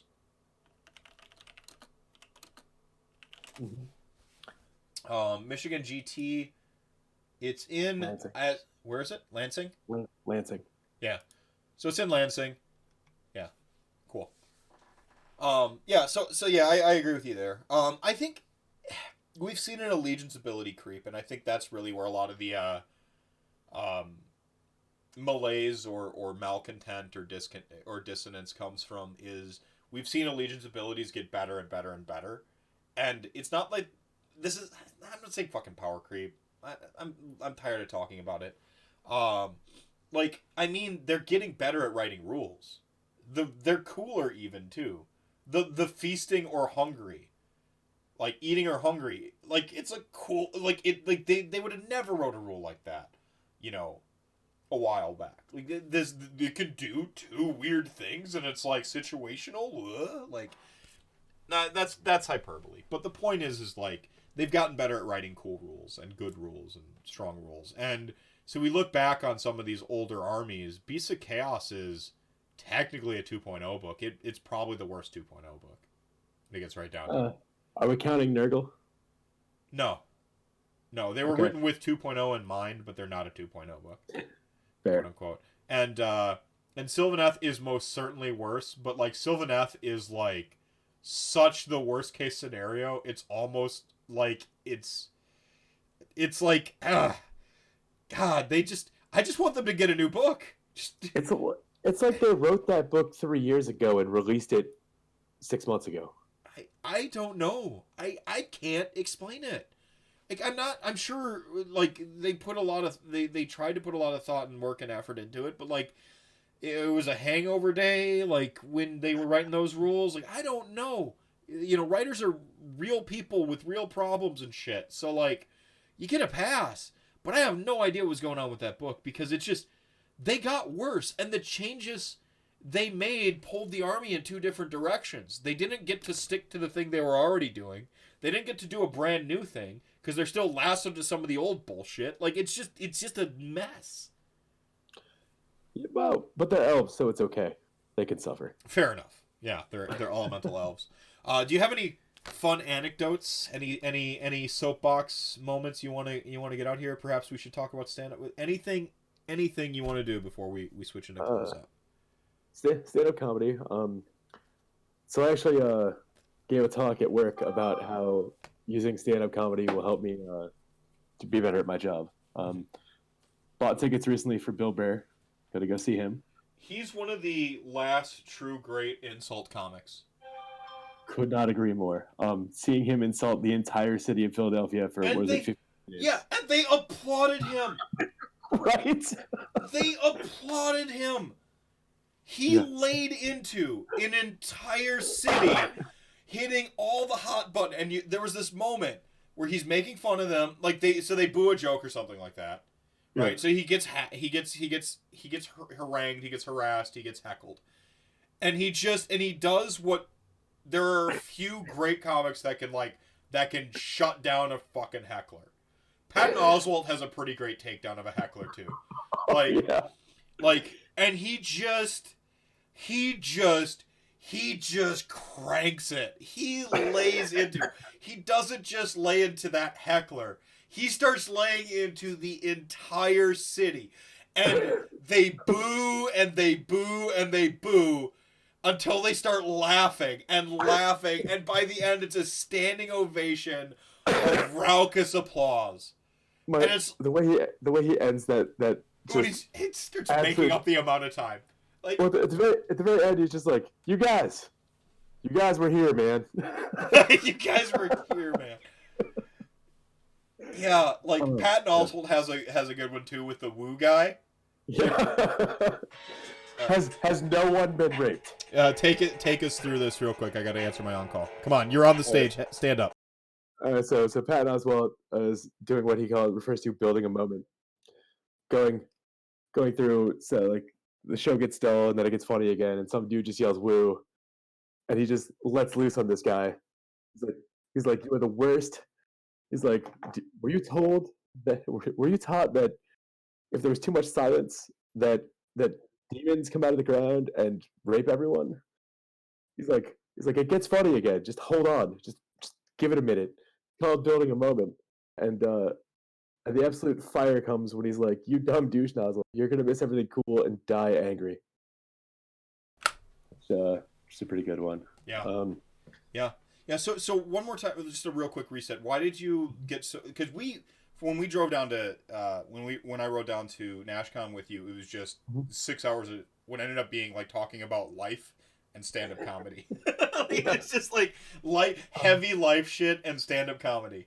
What got me on that was so humor, as a species, we invented humor to rationalize our fear, and I'm terrified of life. So I use stand-up comedy to that was meant to be a joke. I'm not actually scared of life, but my monotone voice doesn't really betray that much. Yeah. I relate to a lot of people because stand-up comics do something that I think a lot of us fail at, which is they rapidly build empathy with strangers. Yeah. And find a way to communicate to a full room of people that they don't know, and impart meaningful things, which is something I feel I fail at. So I really look to stand-up comedy as an inspiration for how we can all maybe be a little bit more outgoing if we're not. Yeah. I like it because it automatically, I think, as commentary, because I do think good comedy is often commentary, right? In some sense, it doesn't always have to be. Like Mitch Hedberg was just. I don't think there's any deeper meaning to Mitch Hedberg. Like the until the end, he got. Got rough. But like that's the thing is like he was just a guy who just wanted to make you laugh, right? Like, and there's a beauty in that. When it comes to like commentary, you're already one layer of skepticism removed when you go to a stand-up show or when you're watching even a comedy movie, right? Like there's one layer of piss taken out of you when you get to see it, right? Like you go, these are jokes. And so like because you go in going, these are jokes, you get that one, you just get to go one layer deeper on commentary, whatever it's on, because we already start with like just 1 degree removed from it. And I think that's beautiful because like with writing, you have to get people to suspend their disbelief. You have to like earn that. You have to build it. With games, you have to earn that and build that. Carlin and Bill Hicks were the absolute legends. Yes, I love Bill Hicks. Fucking same. Fantastic. We fucking talked about this. Yeah, Carlin and Bill Hicks are like two of the best. Yeah. So, but like I love that about comedy, and I do think it's art. I think it's creative. I think it's So I love comedy for that reason. Man,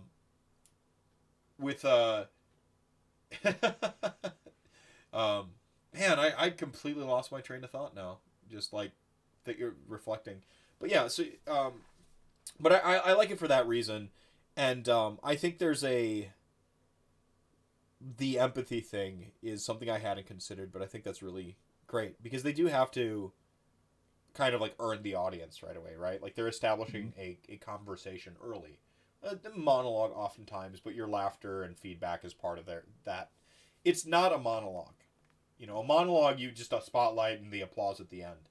there's an interaction that goes back and forth while you're building like a comedic set. It's absolutely a conversation. Yeah, Age of Sigmar does that. Like exactly. To tie it back in, you're like that you go in with a stranger, a room of strangers, and you're building that dialogue quickly. And so I think there's something to be appreciated. So it wasn't just a random rabbit hole for no reason to cover for my on-call shift coming through. Well, not only that, but like some of us aren't the most social, right? Right. And I think that like you obviously are. You're very open. I've seen you talk to complete strangers, like you've known them for 10 years. It's right? all an act. Convincing one doesn't. I mean, but if you've done it, like that's sort of like saying it's ironic. I do it because it's ironic. Like if you do it long enough, it stops being ironic. Yeah, ironic fedora man or ironic mustache man.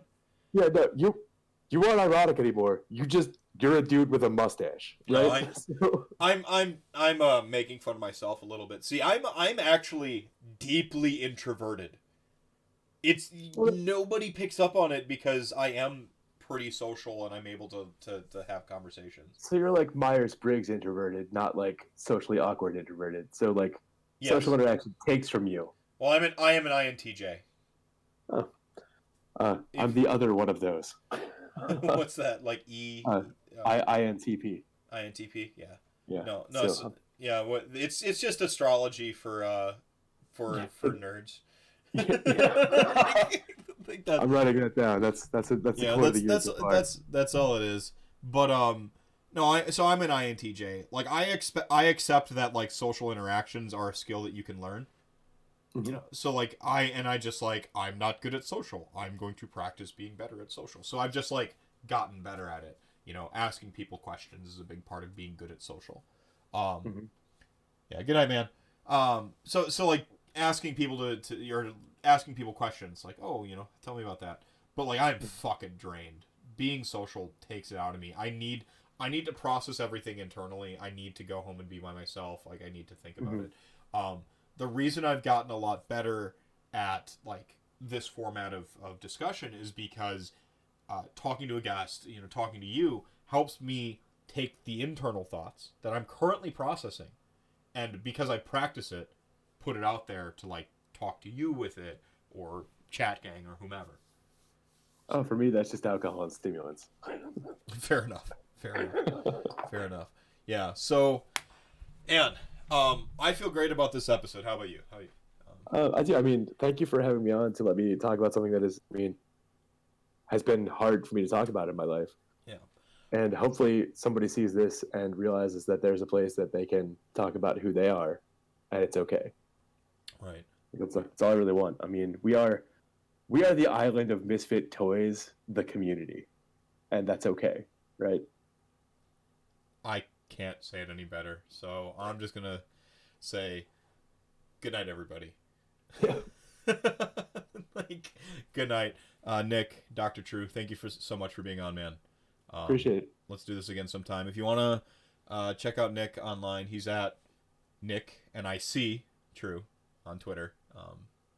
Get all of his hobby journey that he's ramping through right now, and his bragging about his recent podiums. Bridesmaid weekend. Yeah. Not bragging, just hey, you know what? Take it down a 7-player one day 1,000-point event. I'll take it. Yeah. Is there anything you want to put on blast? Anything you think people should check out? It could be anything, man. I think people should check out. Nothing outside of Swedish hip hop, so I'm gonna leave that one alone. Check out some Swedish hip hop. All right. Good night, chat gang. Thank you so much for hanging out with us tonight.